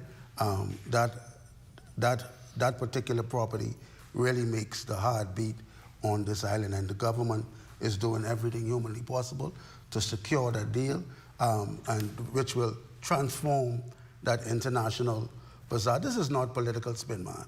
This is real business. That's all it is. Real business. What we are doing now is heavy lifting to ensure that the future of this island is secure. Let me just say this, Mr. Watson. Unless they have some younger people around the table. The government of the Bahamas, this government administration, has put more money in the Small Business Development Fund than any government in the history. And it's all about providing opportunities for Bahamians to become entrepreneurs. And so I hear Brother Lewis and his points about business, but this government is not talking it. You see, it's a difference with talking it and doing it. This administration has been doing it, that those funds has benefit young persons, persons living with disability, and the regular Joe Blow from across the Commonwealth of the Bahamas. To our point, what is going on in this country on the political, we point fingers too much. We try to find blame and cast aspersion. You're from Grand Bahama, a young man. You talk about the young generation, but you cannot dismiss wisdom. Right? You cannot dismiss it. No, but what I'm saying, all of us should be looking at solutions as how we can make our island move forward. I've said to even my colleagues in Parliament, you might be on the opposite side of the political divide from me, but if something comes on the table that speaks to the movement of Grand Bahama, I'm going to support it. Because it is about the island. So I'm not going to sit in the seat of opposition for the sake of opposing whatever comes. No, if it makes sense, I'm going to support, I'm going to amplify it. I'm going to give kudos and say, how can I play a role to make it even better? So we should all be sitting here being a part of a struggling economy that has been suffering, to figure a way where we can make it work. And again, we are now moving on. We have to look at the future generation. And I know they're giving me a wrap-up cue, but I have to get it in there because you're here representing the Coalition of Independence. Over the weekend, there was talk that you were resigning and leaving. What do you say? Oh, that's good talk. And I got some good promotion on the weekend. I say I was trending more than Jazz Chisholm and VJ Edging together. So whoever created that mischief and tried to make, I guess, bad news out of it, I thank them for the promotion because, again, there's no truth to it. And I sat back and where did it come from? But it was trending. But I'm here to say that I'm a proud member of the Coalition of Independence. I love the concept. I mean, it even reminds me of the original concept of the PLP, humanization, empowering our people. So I bought into the concept, and it's something that I can help build on, being an architect and a builder. They don't have it all together yet. Like, it's a work in progress, so as with all other parties, but I can now contribute to help to craft a program, craft programs that can make the Bahamas a better place. And you expect to run in Central Grand Bahama for the Coalition of Independence? Absolutely, unless the name changes. That is where I'm at right now, and that's where I'm working. That's where I will be re-elected. All right. I'll give you the final. You got the final word. You the final word. I'll give you the final word. Well, to my brother Iron, where there's smoke, there's fire. But I would say this much. I have had vested interest in the economy of West Grand Bahama and the island of Grand Bahama for 20 years. 15 years I spent as a public servant, my last 5 being in the office of the Prime Minister. So I have a unique perspective as to what policies have been put in place to help me as a private sector stakeholder, and I have yet to see anything sustainable. We are in alignment with the United Nations 2030 Sustainable Development Goals, but my counterparts here, I'm not certain that they're in alignment with that particular document. I want to see them as well as those in the future align with that, and let's take us into the next Bahamas. Good point to end on. Gentlemen, thank you for being on the show tonight. We appreciate it. We have lots more to talk about in Grand Bahama. We got to come back and do this. Thank you very much. Thank you for having us. We didn't get through half of the questions, but thank you so much. We appreciate it. Thank you for having us. All right? Stay with us. We're talking to the Parliamentary Commissioner. He joins us next after the break.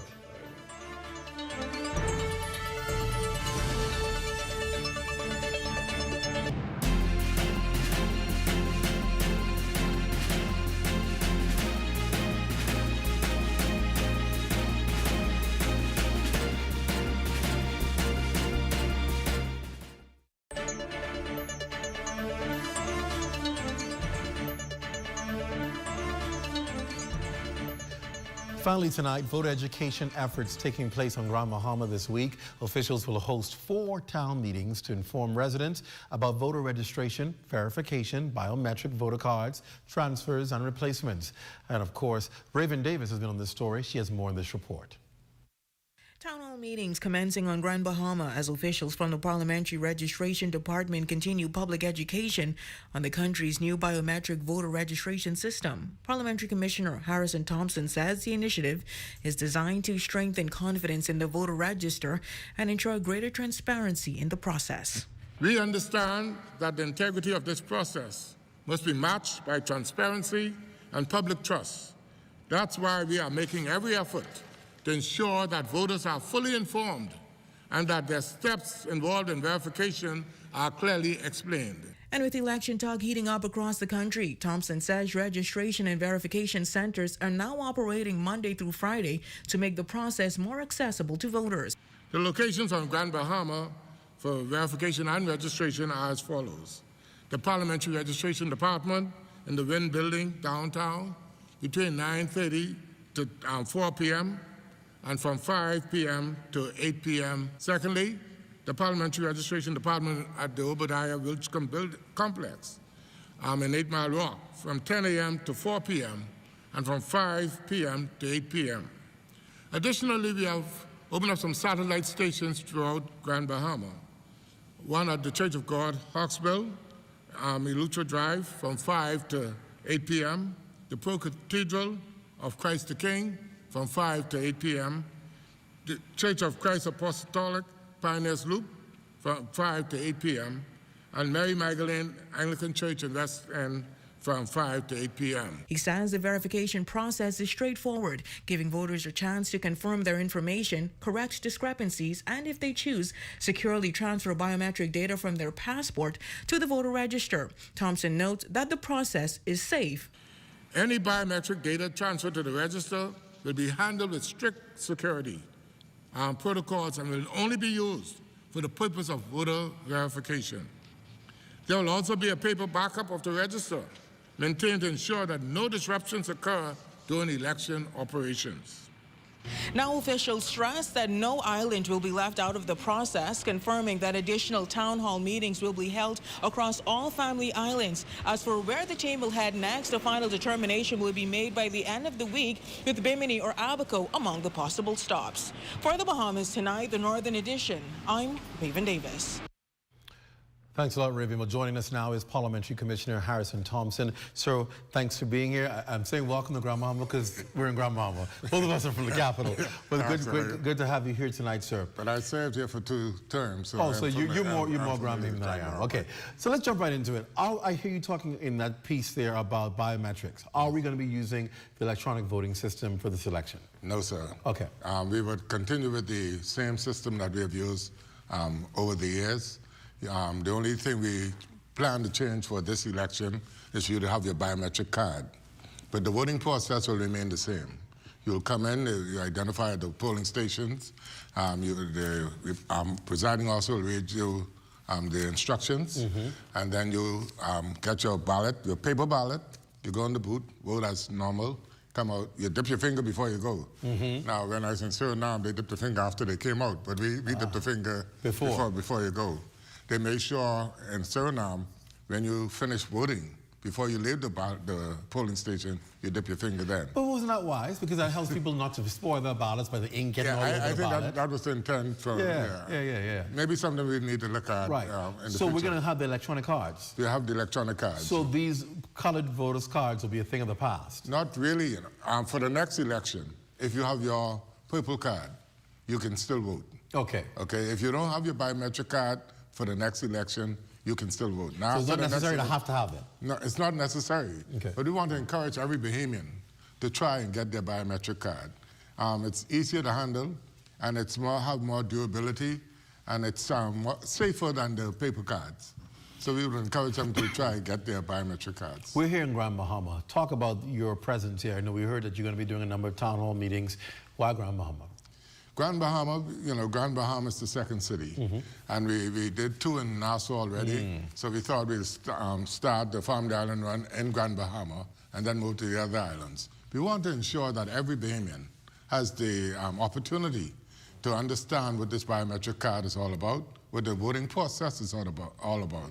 I have traveling with me the Data Protection Commissioner, who will also speak about the security of your data. Going forward. So we're trying to ease the tension out there where people have false information going on. Of course. Yeah, so many things, these conspiracy theories and all of that. We want to ensure that every Bahamian understands what the process is. How are we handling the growth of the country? I know constituencies at one time, they used to try and keep them between 4,000 to 5,000 people. Where are we right now with constituencies? Particularly, what do you have for those registered for the Grand Bahama constituencies? What numbers are we looking at? Grand Bahama, it's amazing. In central Grand Bahama, we have 6,901 voters as of today. In central Grand Bahama? In central Grand Bahama. That should be among the top 3 largest constituencies in the country. It's the top 3. You have Golden Isles, which is the largest with over 7,900. And then you have Kalani with 7,000 plus. Then Central Grand Bahama is the 3rd largest in the country. And then you have East Grand Bahama with 6,578 voters. Wow. And these are people still living on the register? They're on the register. And we have been cleaning the register on a daily basis. We have removed nearly 16,000 persons from the register who has ceased since 2017 when the continuous register came into play. Right. So we have been cleaning, and my staff, even up to the day, they're now sort of trying to make sure that the register is clean so that when we go to election, we'll have a clean election. Also in Marco City, we have 6,377 voters. So Grand Bahama really has a lot of voters on the register. Yeah, so it's going to be a very active campaign in Grand Bahama. And West Grand Bahama, we have 6,087. Wow. Pine, which is the smallest in Grand Bahama, with 5,680. And that's up to Friday pass. So we do this on a daily basis so to keep record of what's going on. How are we dealing with people who transfers, like you said, people who have deceased, people who have moved away out of the country, all of these things? How are we doing that to ensure that the register is as accurate as possible? The meetings tonight will also deal with transfers. If you moved since 2017 and you need to transfer, you need to come into the office or one of the satellite stations and have your voters registration transferred to your new location. On your new location, we ask you to come in and bring your old voter's card and maybe a utility bill to say exactly where you live. What happens if the person does not transfer? Are they still able to vote? They could vote in the old constituency, but they might be challenged. Or they might see if you're not on the register for that constituency, then you have to vote on the colored ballot. And your ballot wouldn't count unless there's an election court. Oh, wow. So you could risk not having your ballot counted if you vote in the wrong constituency. If you vote in the wrong constituency, yes. If you're not on the register for that constituency, you'll vote on the colored ballot. That's interesting. So the people need to know that, because a lot of people saying, well, they need my vote in this constituency. Don't make no sense, because you might get it counted. No, so it's best to just get a transfer. It wouldn't count unless there's an election court. Wow. Okay. Let's talk about the whole process. We know we have a by-election coming up in about 21 days. Yeah. Are you ready? We're ready. I have a team and I'm printing the ballots now overseas. We print electoral ballots overseas because we want to make sure we don't have any, duplication or whatever. And they're printing right now. Actually, they left yesterday, and they will be back in town sometime this week. So we'll be ready. We have everything in place. We only need the ballots. I'm going to take about 3 more minutes with you, so tell them that in the control room, because I will get this information in. Let's talk about Golden Isles constituency, because we know Golden Isles, that you said, is some 7,000 plus voters. Yes. That could possibly change, because right now the same existing register, which is closed for Golden Isles, is what's in place. Right. But we know the government has said, with the Boundaries Commission review and so forth, they may look to create a new constituency in the West and so forth. So if that holds true, there could be a whole different Golden Isles in the general election than there is in the by-election. That would probably happen. In the general election, it'll probably be a new Golden Isles constituency. Correct. Based on what we're hearing. Right. But we'll have to wait till the Boundaries Commission, report. Right. Before we can say exactly what happens. But whenever they report, my department will be ready to make the necessary changes. Because there has to be adjustments as to whether you're moved from one constituency to the next, or what the size are. Is there a number that the Parliamentary Registration Office is looking to maintain when it looks at constituencies and boundaries and so forth? Is there a round figure that you're looking at to maintain? We would like to keep, we would like to see boundaries, constituencies around 5,000 in the Bahamas. More so than the 7,000 plus, because it becomes a little cumbersome when you have to deal with all those voters in the period of time that we have. In some countries, they vote from 6 in the morning until 6 in the night. Okay, but we vote from 8 to 6. Right. So they have another 2 hours, but we don't have that that luxury to. So 5,000 would be around that figure will be fine. Are we looking to see a cleaner process when it comes to election day? I know every elections there's this challenge as to getting polls open on time, challenge on getting ballots counted, having the right representation in there. Are you looking to reform that process to ensure there is a smoother process as we grow? We are planning and we are hoping that we have a very smooth process and a very efficient process where all and sundry would be able to come, vote, and take a few minutes to vote and then get out and do what they have to do. And we hope that the voting process will take no more than 5 to 7 minutes maximum per voter. So we are planning for that. We are training already, and we hope that we'll be ready. Last election, many people did not come out of it. It's perhaps our lowest turnout in the history of the Bahamas. Yes. Many people attribute that to maybe the fear of COVID, coming on limestone, COVID, and so forth. Do you anticipate we will see a stronger electorate come out? I can just about predict we'll have a strong election, electoral process this year, whenever the election is called, and that more voters will turn out. We used to around high 80s, Correct. 90s. And we hope to get back there. We were at what in the last election? 65%. 65%. But even at that, we were higher than those who had general elections recently. I was about to say, yes. So, you know, the 65% look bad for us. Right. But we are still ahead of the crowd. Well, so we could possibly see a big change in that voter turnout. We expect a big change in the voter turnout for the next What do you say to people about registering? Because I know we always say, okay, we have until the most September of next year. But the elections can be called anytime before that. And when that happens, I register, it gets ready to be closed. People should not be speculating, I have a whole year. Yeah.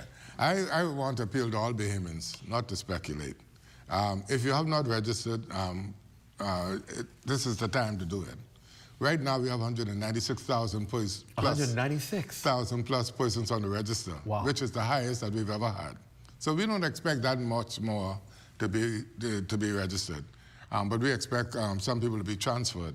If you move from your location, please come in and transfer.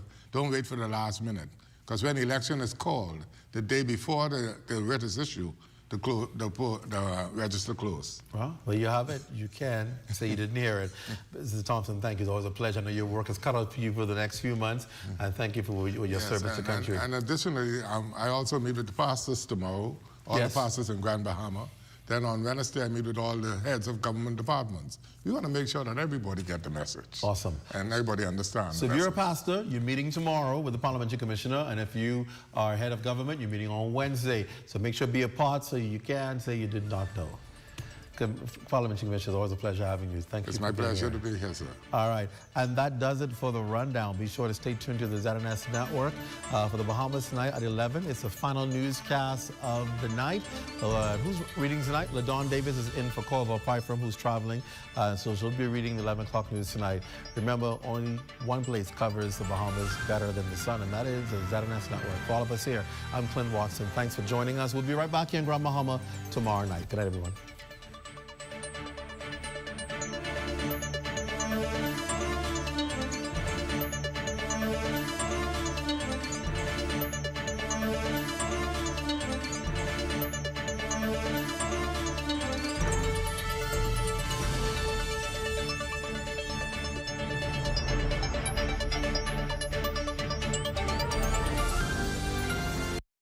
At Fort Montague, I'm Opal Roach. This is ZNS.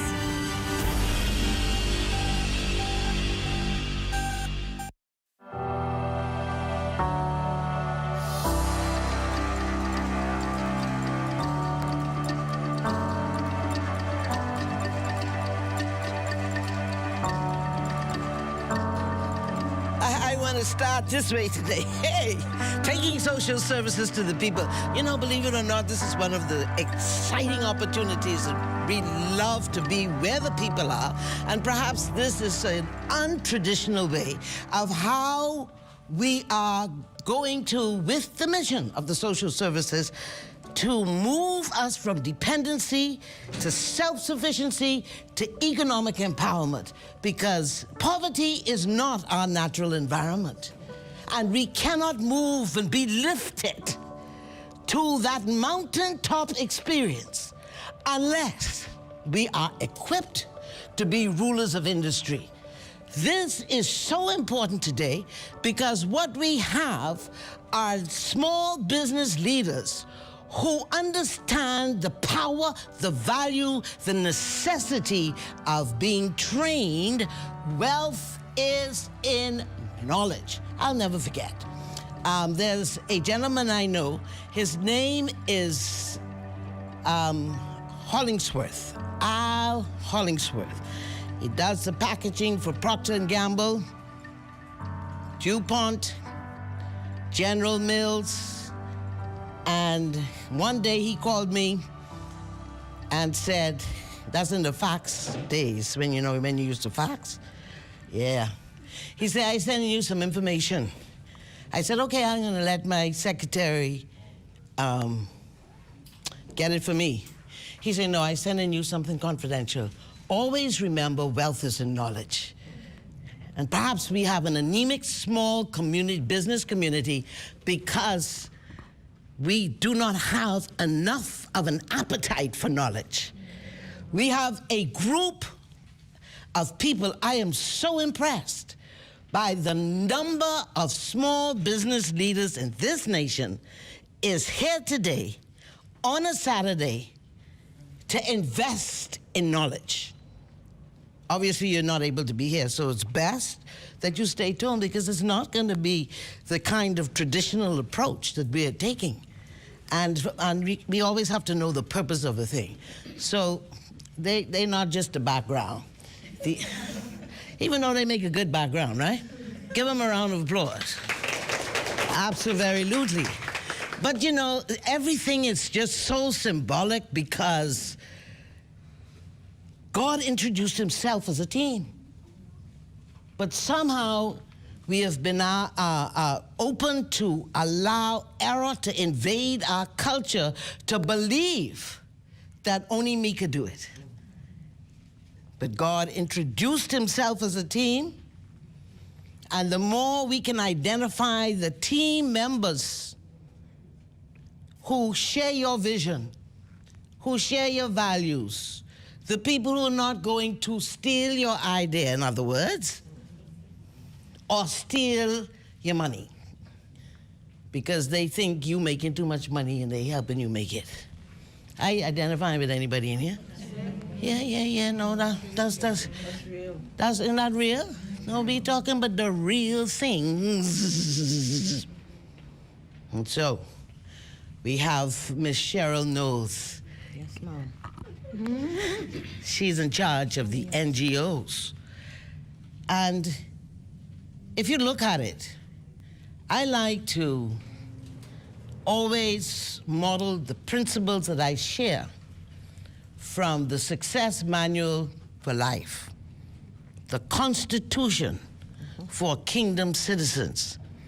And in that Constitution, we talk about in Acts 4:34, there were wealthy people in a community, and we have as our trusted spiritual leader, Pastor Ashwood, Pastor Rosalind Ashwood. Give her a round of applause. She's always in position. But everything starts in the spirit.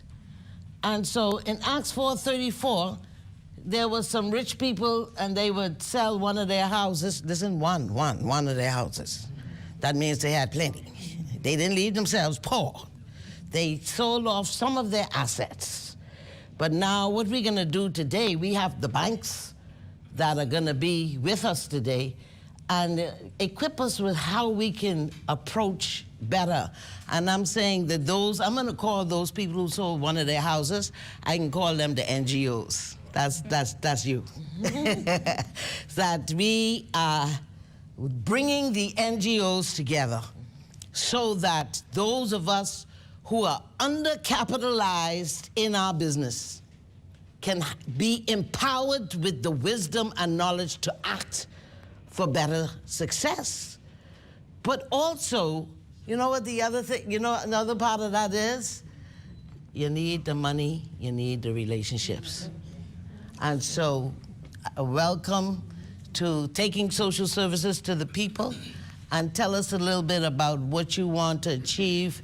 The director, you'll be hearing from her later. She is off the island, but we honor Shami Farrington. And this is what is teamwork. So sometimes you just can't be here, but she has empowered them to continue. And don't stop, the power of team. Give Shami Farrington a round of applause. And give Ms. Knowles a round of applause. Let her feel it. Good morning, good morning. It is our pleasure, first of all, like you said, in the absence of our director, Ms. Shami Farrington, our permanent secretary who supports us fully, 100%, and also our minister. I did it in the backwards order, the Honorable Miles LaRoda. Our desire within the department is to empower persons to be better in whatever area they're in. NGOs is just non-government organizations, and we do have some NGOs that operate in the terms of assisting persons. They have programs that they run, and so we provide monthly training and opportunities. We also partner with NGOs, whether it's through funding to assist them in their initiatives, as well as small businesses, or like I say, we might have women, you know, plaiting here on the porch. They're very gifted, but they don't have the idea of how do I turn this into an official business. And so that's our desire, is to bring persons in to show you how to start this business, how to cause this business to be long-term, and how do I get funding to inject in my business if it's failing right now. And so that's our desire today. But we still have the Small Business Development Center, who is excellent with small businesses. They will be coming in to walk you all through the process. How do you qualify yourself, what you need to do to be able to empower. They also assist with injecting funding, but they also adopt you, and they follow you and walk you through and to see those gaps in the areas you all need to be empowered to be stronger in the business world. For the non-government organizations that might be just struggling, a lot of them are struggling. A lot of them have been working for years and years, but they don't know that they have to get registered. You have to set yourself up properly in order to get funding from the government as well as international agencies. The monies are out there. It's just having the knowledge and being exposed to know, how do I do this? And we have to learn to support each other. If we know, you know, the small man have a business, we run to the big stores. We have to learn how to support each other in order to help each other to grow and to be sustainable. So today it's about that, exchanging, finding out what each other is doing. I might be selling hair, you might be selling jewelry. Somebody come to me for hair and say, where could I find some jewelry? We want you all to create a network so that you all could send and refer to each other to keep each other business strengthened. So really, like I say, in the absence of our dear director, we are looking forward to a successful day and also a long-term relationship with us, with the Bahamas Development Bank. We're going to bring in inland revenue to show you how to get your business started as well. What do you need to do to register to get a business license? So it's an ongoing process. So thank you, Doc.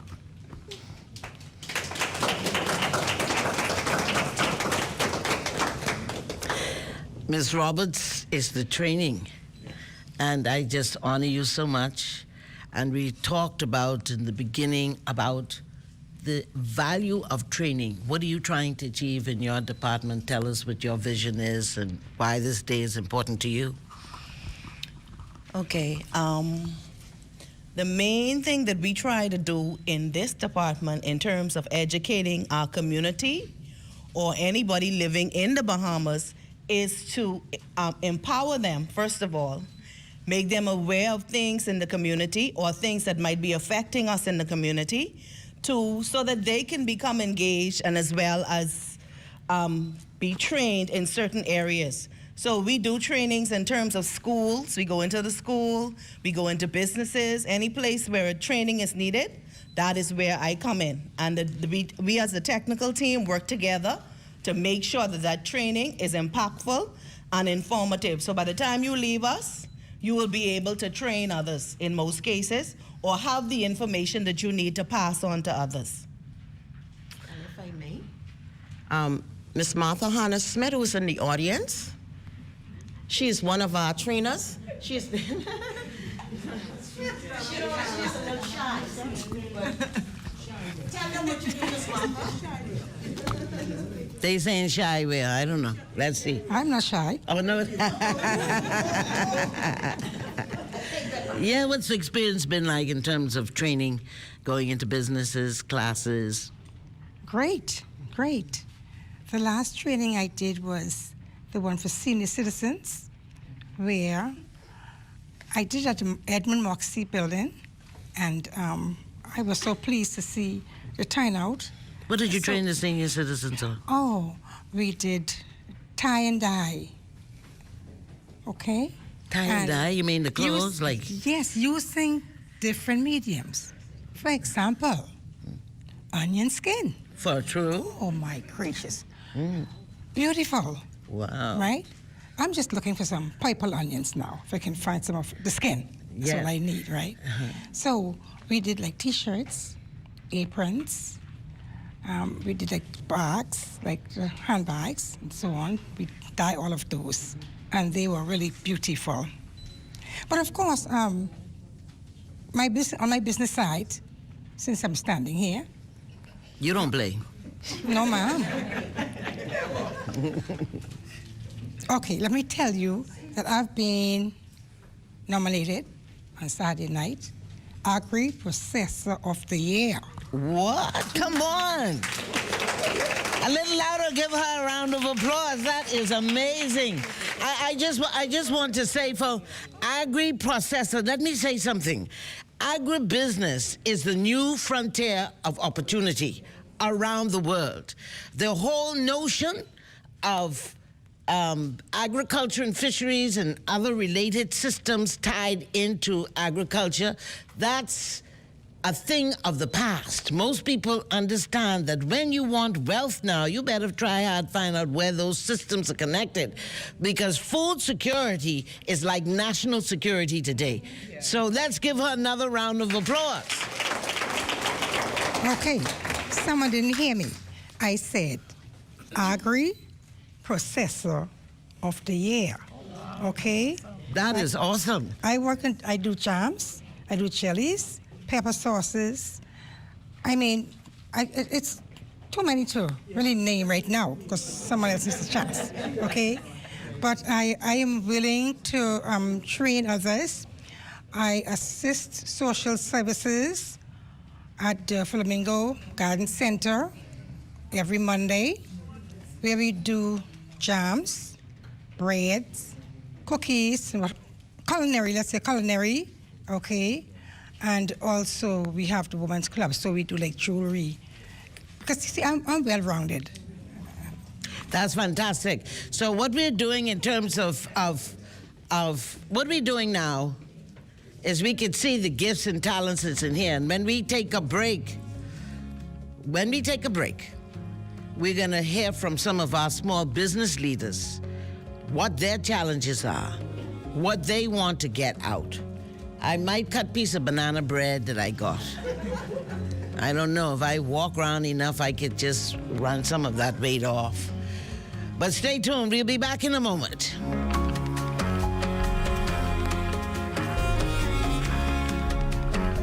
Have you heard about the Promise Unit? The Department of Social Services provides food assistance, housing assistance, uniform assistance, burial assistance, and financial assistance. Promise makes it easy. You can log on via cell phone, your computer, or your tablet. Sign up today at promise.gov.bs. Once you've registered and created a profile, you can call the Promise Customer Contact Center and speak with someone about any inquiries at 1-242-4-PROMISE. That's 242-477-6647. Okay, this is the banana bread that you're gonna meet her in a minute. I was walking in, and you know that's the strength of customer service. When you take initiative, and she wasn't bashful. I coming back to you, but this the lady who was bold. I walking in here, minding my own business. She saw me turn around. See, sometimes you gotta turn around and see what opportunities you could see and travel back. And she was so nice. But you know what I thought about with this bread, this banana bread? I say, there goes a potential Sara Lee.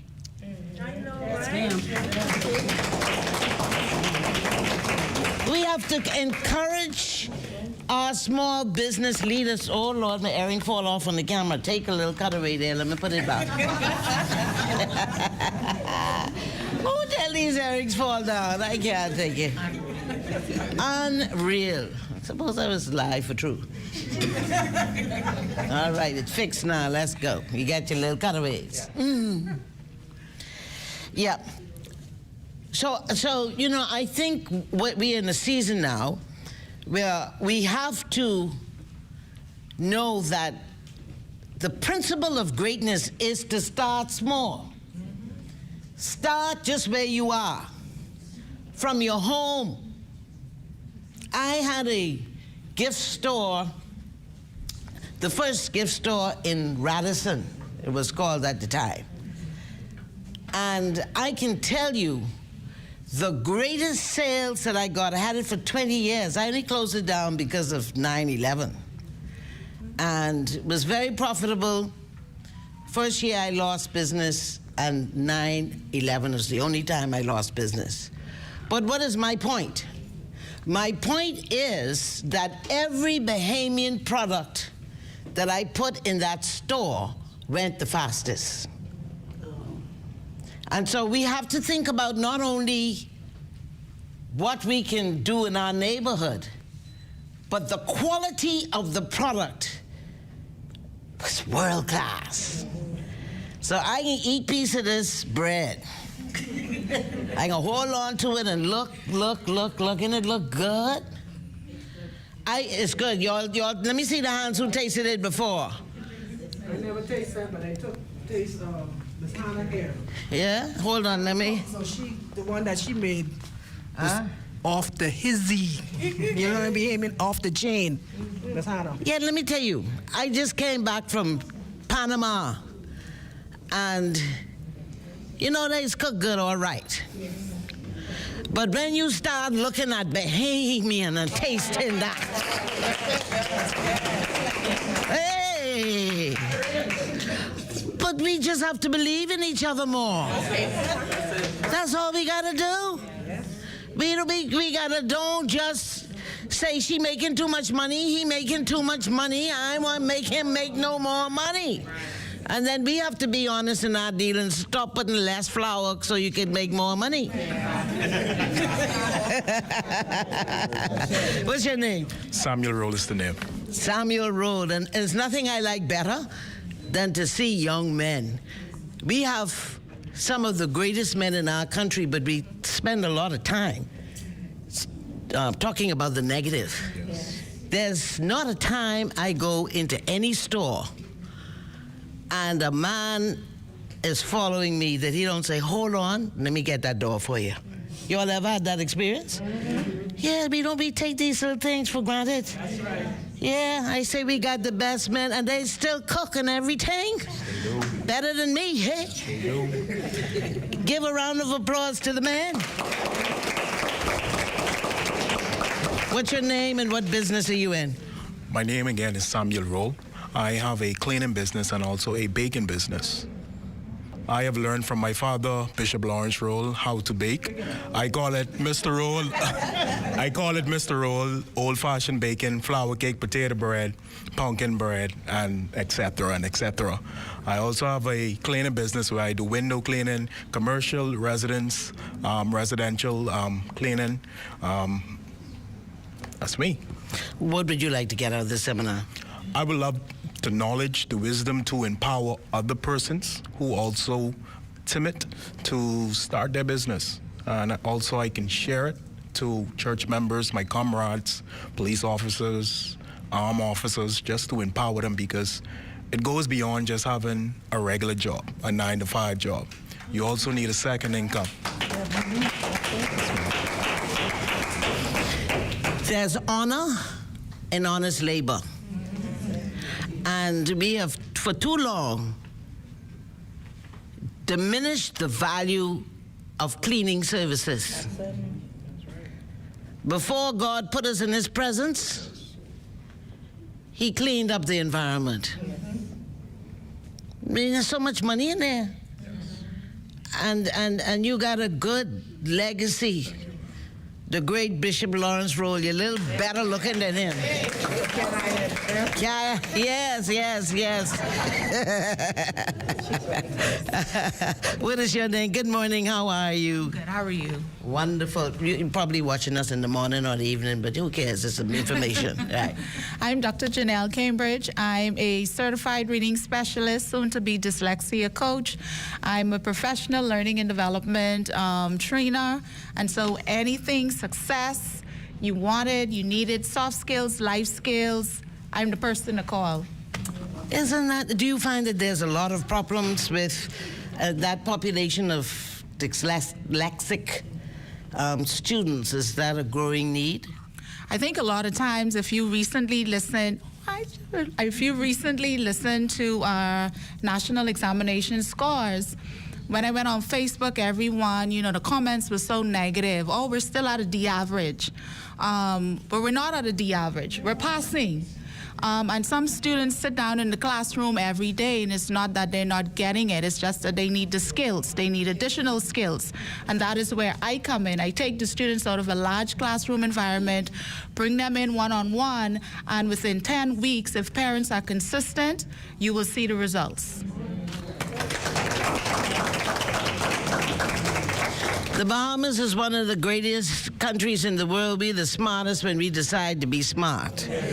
And so let's give another round of applause for success in the Bahamas. I love your smile. Thank you. Yeah, and it's quietly elegant. Thank you. What is your name? Siobhan Johnson. And what business do you do? My consulting firm is called Mangrove Advisor, and I have a doing business as called Best of the Bahamas 242. Wonderful. What do you want to get out of this workshop? I'm actually representing the New Providence PLP Women's Branch, and my goal is to take all of the information back and to help the women in the branch and in the country in general to learn how to access capital. Well, listen here, that's a good thing. You have anybody from the FNM? Huh? You have the BUT? You have the BUT. Oh, there's the BUT. Dear Charlestown. The Bahamas Union of Teachers. Yes, but the thing again, we have to remember unions. Unions is what crossed us over. The late Sir Randall Fox, the father of the labor movement, decided not to sell his birthright. And the union and the church were very critical in securing majority rule. It's important for us to remember our foundation. And so they are not unique, because Moses was the first union leader. And then he had a successor named Joshua. And we need to know, we keep our eyes on the destination, the promised land. So wealth is in knowledge, and the BUT, your eyes still on the promised land? Absolutely. Absolutely. Hey, hey, hey. Somebody say, hey, hey, hey. Yeah. All righty. So what does the BUT want to get out of this? So my name is Charisma Monroe. I am the executive member on the executive committee for the Bahamas Union of Teachers. And this morning I am representing our president, Mrs. Belinda Wilson. And I am here hoping to gather much knowledge that I can pass on to our members, because we've had this discussion for quite a while recently about the income that teachers receive. And realistically speaking, we cannot survive on our government salary. And so we encourage our members to be realistic. And you need that side hustle.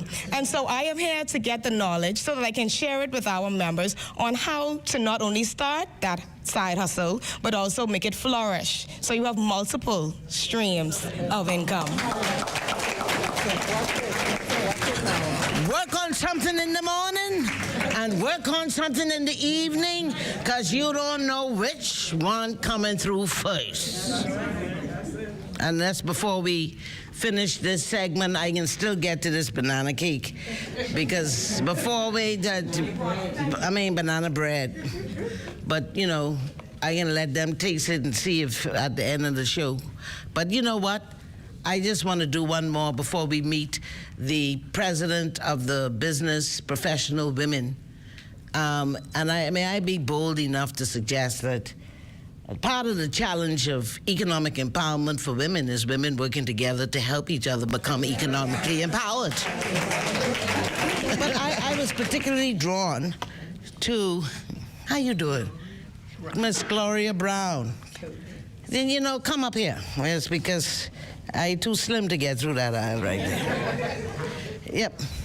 I was taken by this because her granddaughter is a little bashful.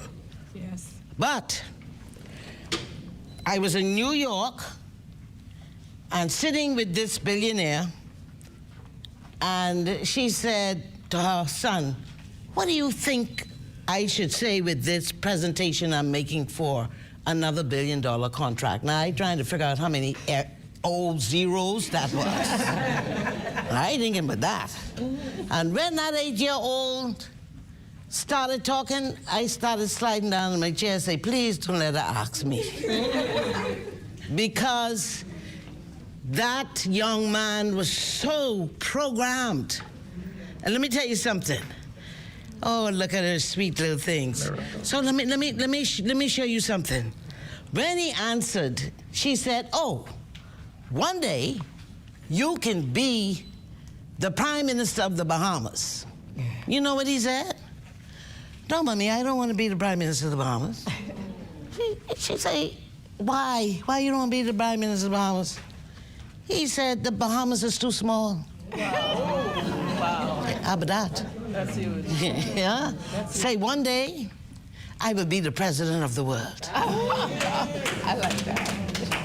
But what I'm saying is sometimes with our young people, I am seeing so many young people who don't even have a passport. So that means the parents are not dreaming for their children. That you are not limited to your environment where you live. The world is your marketplace. So when I saw this, for what these young children are doing, I'm going to just ask her to show you, hold up a couple of them. Come on, you all hold up your paintings. Chamcha, come right up in here. Come. Hold it, and you take some, and you take some. Come. You take some. Yeah, you take that. This is a moment for our future, okay? Let's see what our future is doing. Come on. Now, Grammy, tell us what you want to do with them and what they want to do with these photos. Yeah, like I said, I'm Gloria Brown Gilbert, and I am a product development consultant.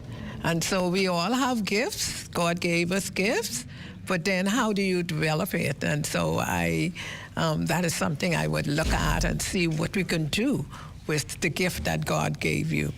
And so, in fact, I loved this one. I mean, when she brought it to me, I was saying, "Oh my goodness, you can do some really good things with it."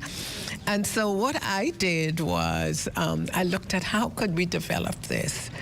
And I thought about, hey, if we put the picture in the front, put a little picture of her at the back with, hey, she's only 8, and we take them and we get frames like this, you'd get a lot of sales for it.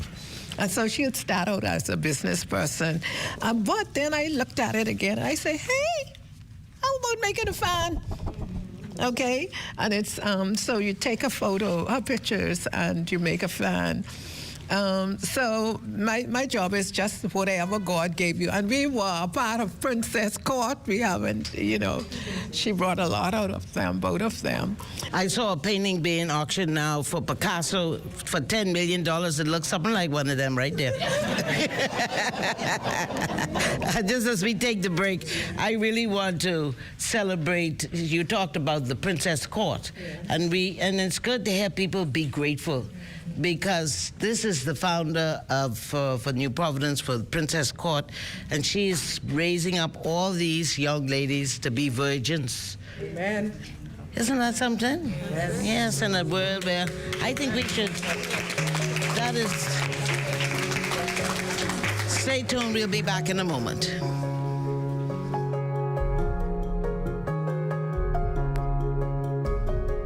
You can now stay in tune with all things social services on any one of our social media platforms: TikTok, Facebook, Instagram, and YouTube.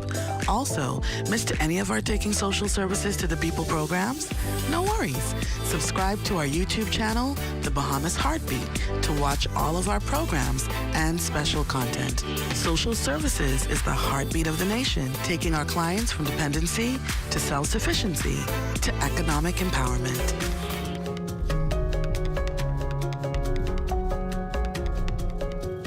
You know, it's really, truly an honor to introduce you to the president of the Business Professional Association's leader, president for the Bahamas.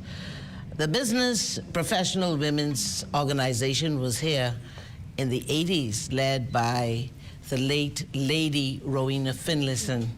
It was fantastic, but I think what Anastasia Lewis is doing is reawakening, restoring, will increase and expand the impact and influence of this global organization that is here, because she has the vision, the drive, the compassion, the interest of our people. I am so, so proud of you. I really am. And I want to thank you. You invited me to speak in Freeport. They had such a phenomenal turnaround, but it is nothing like experiencing genuine love and commitment to what you have committed to do. You represent that. Say hello to our beautiful small business leaders and tell us what you want to accomplish through the Business Professional Women Organization, and how you feel your organization can make a difference. I'm excited to be here and to just share about our organization, which I had no clue existed ever. And I want to speak to the young people, because I'm here because somebody was following me on Facebook for 3 years, and I had no clue. And I was introduced to BPW via the Facebook platform. And this particular lady from Latin America, out of the country of Ecuador, asked me to restart BPW in the Bahamas, because BPW was here 35 years ago, and BPW is thriving through the region: Jamaica, Cayman, St. Vincent, St. Martin, Bermuda, St. Kitts. Over 50 and 60 years, but there was no BPW in the Bahamas. And the crazy part about it was, she gave me 2 days to do it. And I asked her, how do you know I can do this in 2 days? She said, because I watch you. So I just want to say, when people believe in you, function. You just never know. And so BPW has been around for 95 years. And BPW started because in 1930, a lady by the name of Lena Madison Phillips, she wanted to be a lawyer, and at that time, women were not allowed to be lawyers. But the wonderful thing about it was, her father was a lawyer and had no boys. So what did he have to do? He had to empower his daughter. And so she thought about the women who were in the same situation as her, but didn't have anyone to back them or have the support. And so BPW started in the US, and then they went into Switzerland, then they went into the UK and Canada and Italy, and they've been around 95 years, and all through, they're in over 100 countries, And I'm so excited because BPW has consultative status with the United Nations.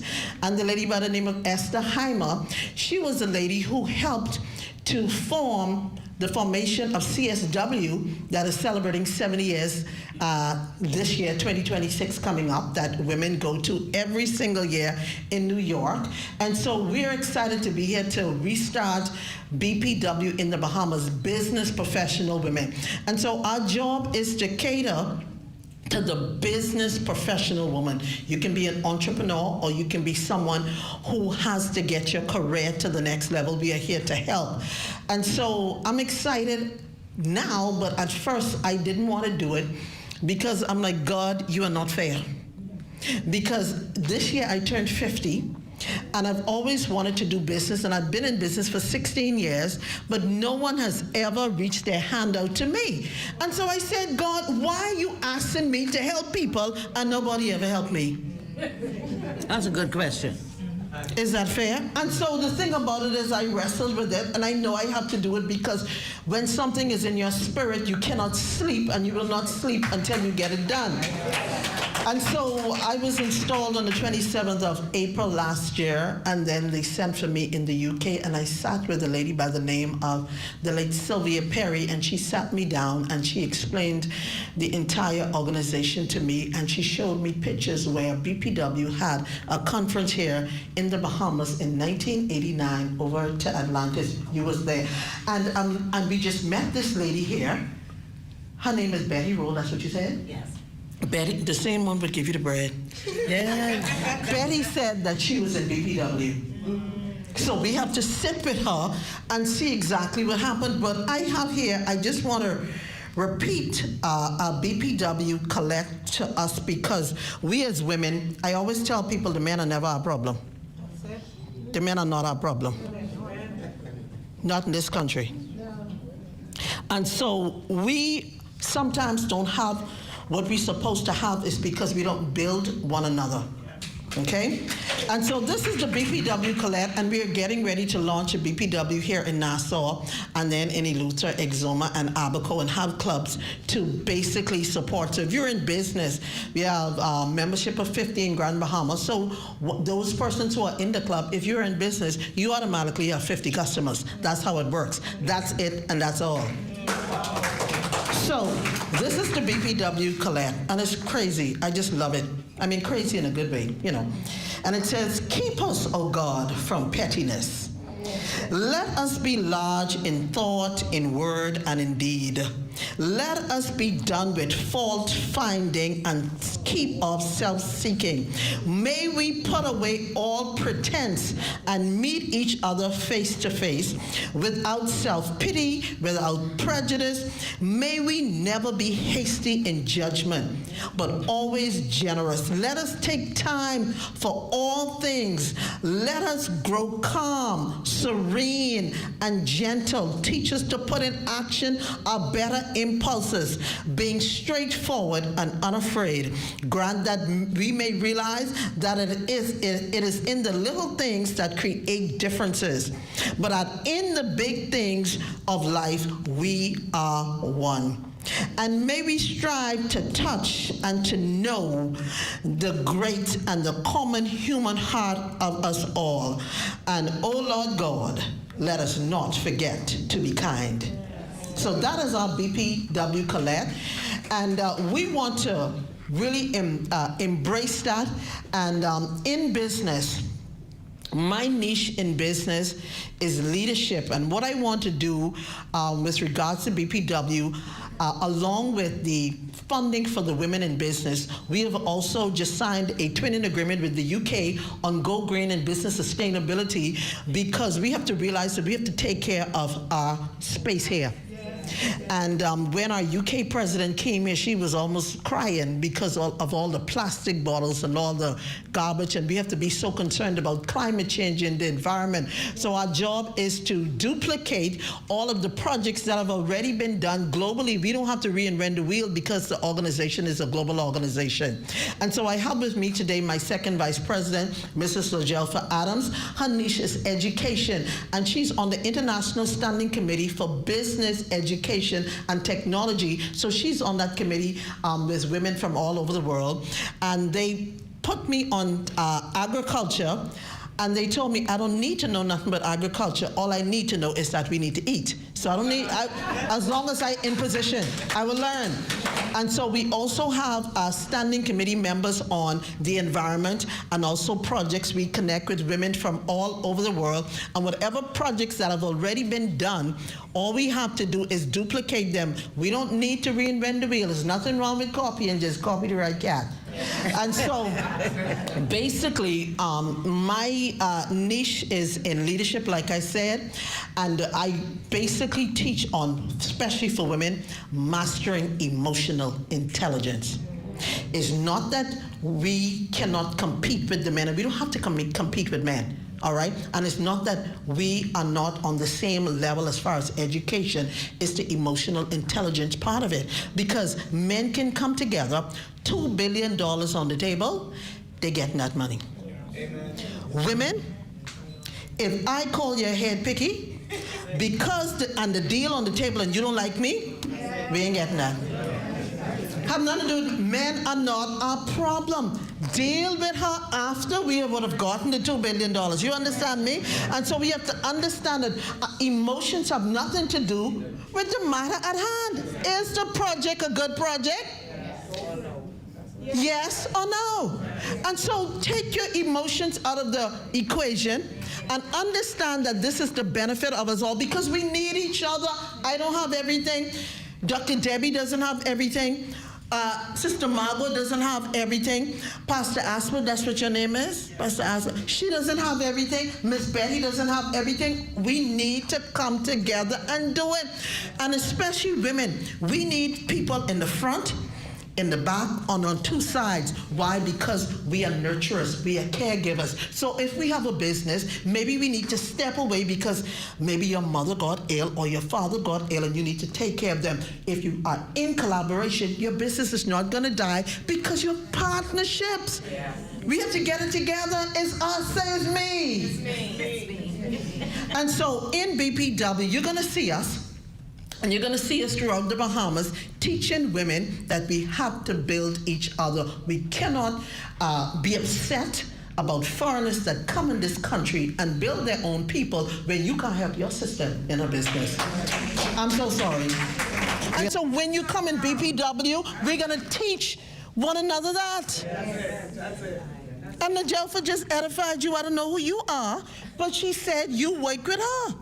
So you must be off the chain. Yes. We are off the chain. Yeah. I love it. I love it. And so I said, you shouldn't have called me up here. Well, didn't I make the right decision? That'll hold you. Come on, give her another round of applause. Helping each other succeed. We're going to be coming back. There are a couple points that the great Dr. Anastasia Lewis talked about. I want us to hold on. The lady from Ecuador was watching her on the social media platform. What does that mean? Opportunity is always watching and evaluating you.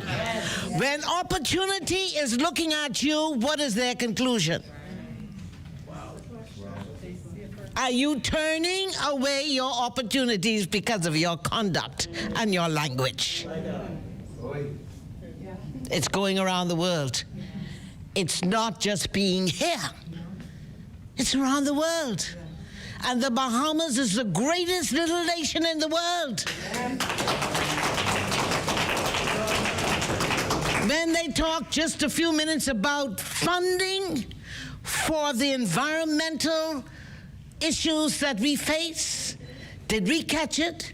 That the Prime Minister said King Charles, an environmentalist, commended, extended condolences to the late Vaughn Miller because of his work. That was not a tribute only to the late Vaughn Miller, that was a tribute to the people of the Bahamas. Whatever we do affects someone else. And you put your politics aside because they ask you if it's PLP or F&M. You're a Bahamian who is making history to get the attention of King Charles. Social services, the heartbeat of the nation. We'll be back in a moment.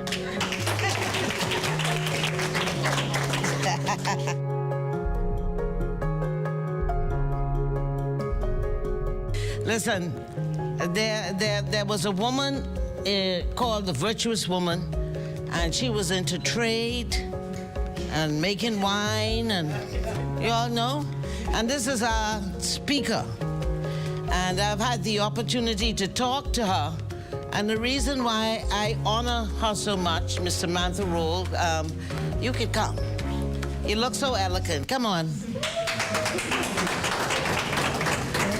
You know, we just have Olympians. We just heard from some Olympians today who are gold medalists in what they do. We just heard about FemSTEM, for example, or the straw ink. And this young lady is a queen and kingmaker. Yes. I guess, come on, give her a round of applause. And she is here because of her commitment to help people like you and I. I told her, Ms. Roll, my 2 feet up and my 2 hands up. Who need money? All of us put our 2 feet up and our 2 hands up. And so she is here to empower us with the knowledge that we need. And watch this now, not for the entitled, but for the qualified, for what we do. Come on, give a round of applause. We understand. Welcome. Thank you. So good afternoon. Good afternoon, Ms. Roll. You can hear we appreciate you, but tell the Bahamas, tell our leaders, isn't this very impressive to show that there's a paradigm shift in this country where people are coming out in fullness, in a full house here, to talk about business. You usually only do this for concerts. But this is really good. Tell us what your vision is for the Small Business Development Center and what you want to accomplish today. Okay, thank you so much for having me. You know, SBDC has been around for 7 years now. And the SBDC you knew in 2021 is not the SBDC you know today. We have made significant achievements just in supporting micro, small, and medium-sized businesses, not only in New Providence, but across the Bahamas. And we've intentionally focused on vulnerable groups, such as women, such as youth, such as entrepreneurs with disabilities. We've also intentionally focused across the Family Islands, because we know that, yes, New Providence have its own challenges, but those challenges are heightened almost 100% across the Family Islands. And so today we have been able to support over 2,500 small businesses in this country in terms of funding alone. So that does not mean access to all of the other services that we offer, training, networking, et cetera. That's just funding approved. And I see some of those recipients sitting in this audience, if not directly, but also through family members who have received funding. And it is through the support of SBDC that they've received the funding, they've had access to the entrepreneurial training, they've had access to the coaching, and they have access to all of the other services free 99. And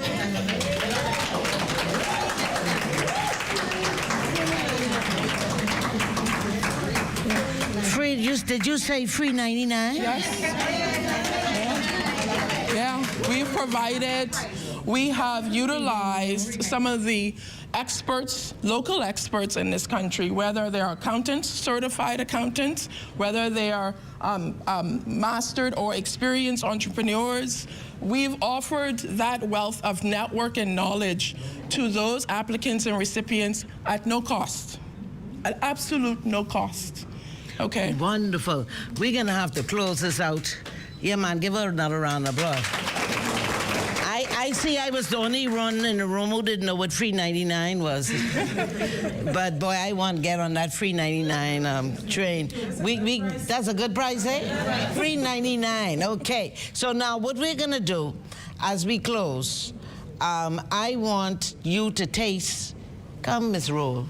She came up to me while I was coming in and tell me I must taste a banana bread. I said the difference between Sarah Lee and many of our bakers, like Mr. Lawrence Roll, son right there, he's baking. He ain't bring none of his things for us to taste. See, if you'd bring your bread, we would have had it on camera. Next time, be ready.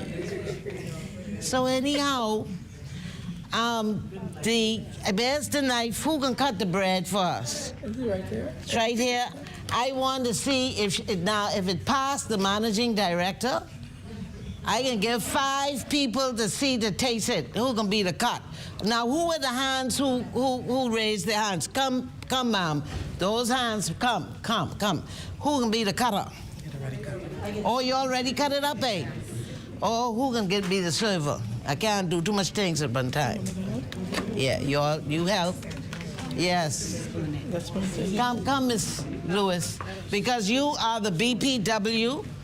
You're the BPW, and I want this bread go around all the world in the UK. Oh, wow. Now, this is just me dreaming now. Oh, yes. Now, this is just me dreaming. That's what happens. That's what happens. Think global. Think global. Start local and think global.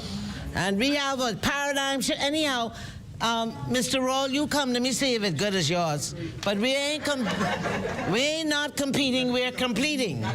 Yes, because we want to see if she needs to take a little bit more time. So we're going to let you all taste it. The presentation alone is beautiful. The presentation alone is beautiful. Yes.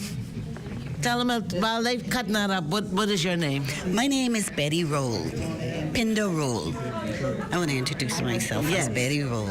I am a member of Eyes Wide Open, Advocates for Children and Adults with Special Needs. I am also a commissioner on the National Committee for Persons with Disability. And I am also the mother, which is the highlight of my life, of a disabled child. He is diagnosed with cerebral palsy. He's nonverbal, and he is physically challenged as well. So when this is like social entrepreneurship. And I'm also a baker, sorry. Yeah, because you can sell these cakes so you can help your child. It's called social entrepreneurship. So everybody, imagine you tasting from home, okay? So let's see what you all... What piece of this you want, the end, the middle? No, I want you all to taste first. Okay. All right, who's going to be the first to taste? Let me be the first. Yeah. Thank you. You need a spoon? Thank you.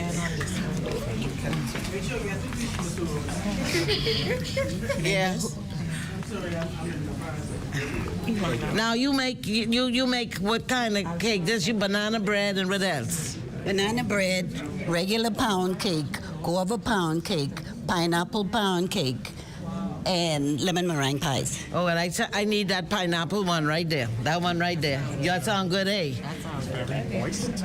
It's moist and it's awesome. It's awesome. Yes, very yes. 100. 100? Hey, Lord, and what you say? This is good. What you think, 100? Come on. Yeah. What you say? I haven't tasted it yet. Okay, you eating? Yes. Slam jam bamin. This is the plug. Nice and moist, not too sweet. This is just perfect. Too sweet. Yes, this is perfect. Well, I need the BUT to buy, for all of them teachers to buy from her, please. Yes. Yes. Very good. Huh? Very, very good. Very good? Mm-hmm. Like she said, moist, not too sweet. Very good. All right. Now we got too many people here. We got the BPW with international funding. Those are my people.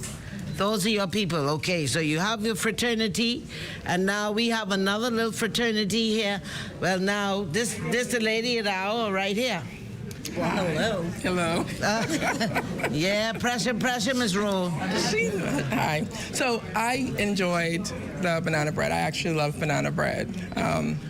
And so I can taste that you have the sugar, but it's not overly sweet. Sometimes people make it overly sweet. And so it has a nice fluffy taste. The thing that I recognize the most is it isn't gummy. I don't know if anyone knows what I'm talking about, right? I've experienced other banana breads where it's gummy, and it isn't that at all. So I thoroughly enjoy it. Thank you, 100%. Well, thank you. You ain't tasted it. No, I ain't tasted it. Yeah, let me taste it. But are we? Let me see. Let me see if y'all believe, based on what the others have experienced, do you believe that she is gonna beat Sarah Lee?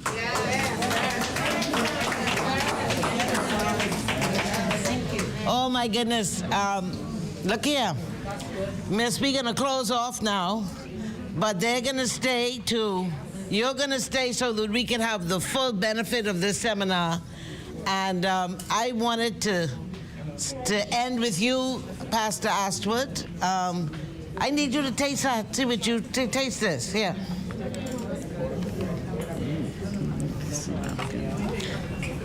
Let me see. That's my girl. That's your girl too? Yeah, that's my girl. But you see, this is her girl. Relationships is key. The quality of your relationship is very important. So you're gonna go a long way. Just stand up for me a minute as we close. Okay, let's just hear just for a moment, and we got our final presentation today. Okay, let me taste it. Let me see.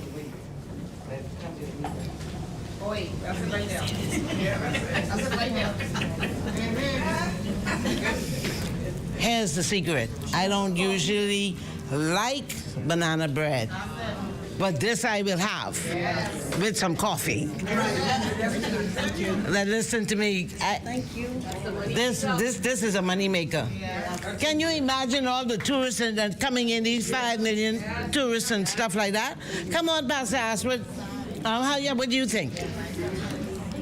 It is excellent. You know, one of the things that was said, it's not too sweet.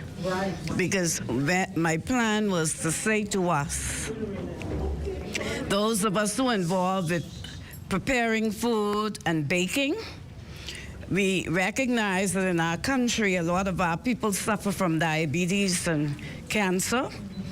And it is very difficult to find healthy food or pastry if you have a party or a social gathering. It is very difficult to find something that's enjoyable, that's not laden with sugar.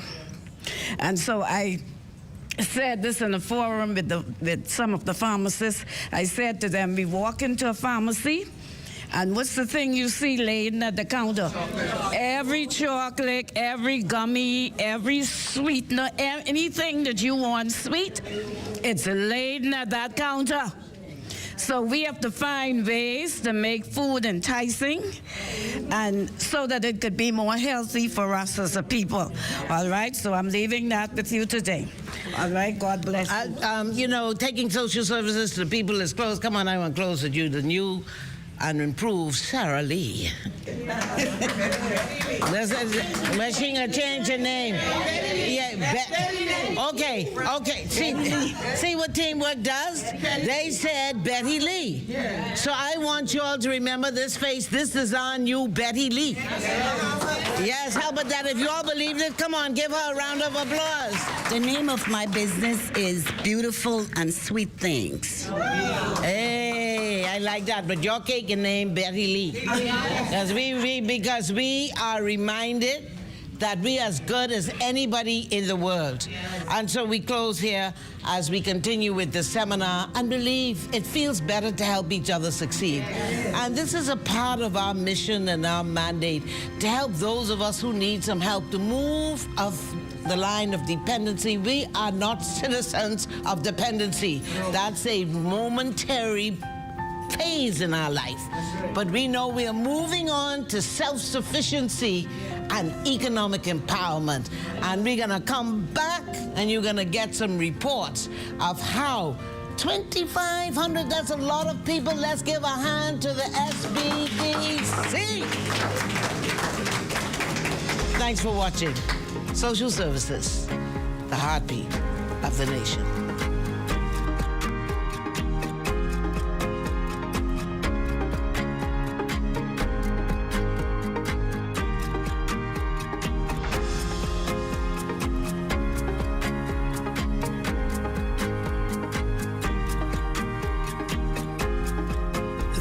production of the Ministry of Social Services, Information and Broadcasting, the heartbeat of the nation, where we move our clients from dependency to self-sufficiency to economic empowerment. At Fort Charlotte, I'm Garnell Dames. This is ZNS.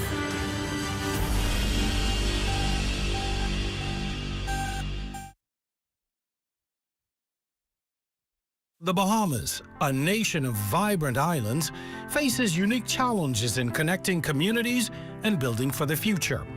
This is the story of how one company, born from a vision and a small grant, is transforming the nation's infrastructure and empowering its people. 16 years ago, Atario Mitchell and Dominic Stirrup had a simple idea: to revolutionize pavement marking in the Bahamas. With a $5,000 grant and a lot of determination, Bahamas Striping was born. Dear Minister, my name is Atario Mitchell from Moifi Town in Abaco, and I'm writing to thank you and your ministry for helping me to establish my new company, Bahamas Striping. Striping wasn't something that we created, but it was something that I guess most Bahamians overlooked. I remember when we first started out, a lady came up to me and said, "Mom, because of you, I can't stop looking at the lines in the roads now." Bringing something new to the market. Like, people thought that Bahamas Striping is the company that stripes all of the roads inside Nassau. We opened up their eyes to road markings and on a wider scale of road safety. When I came to the company, I realized that it was only a handful of us. I think at that time it was less than 5 of us working, so all hands was required on deck. So I would also be in the field to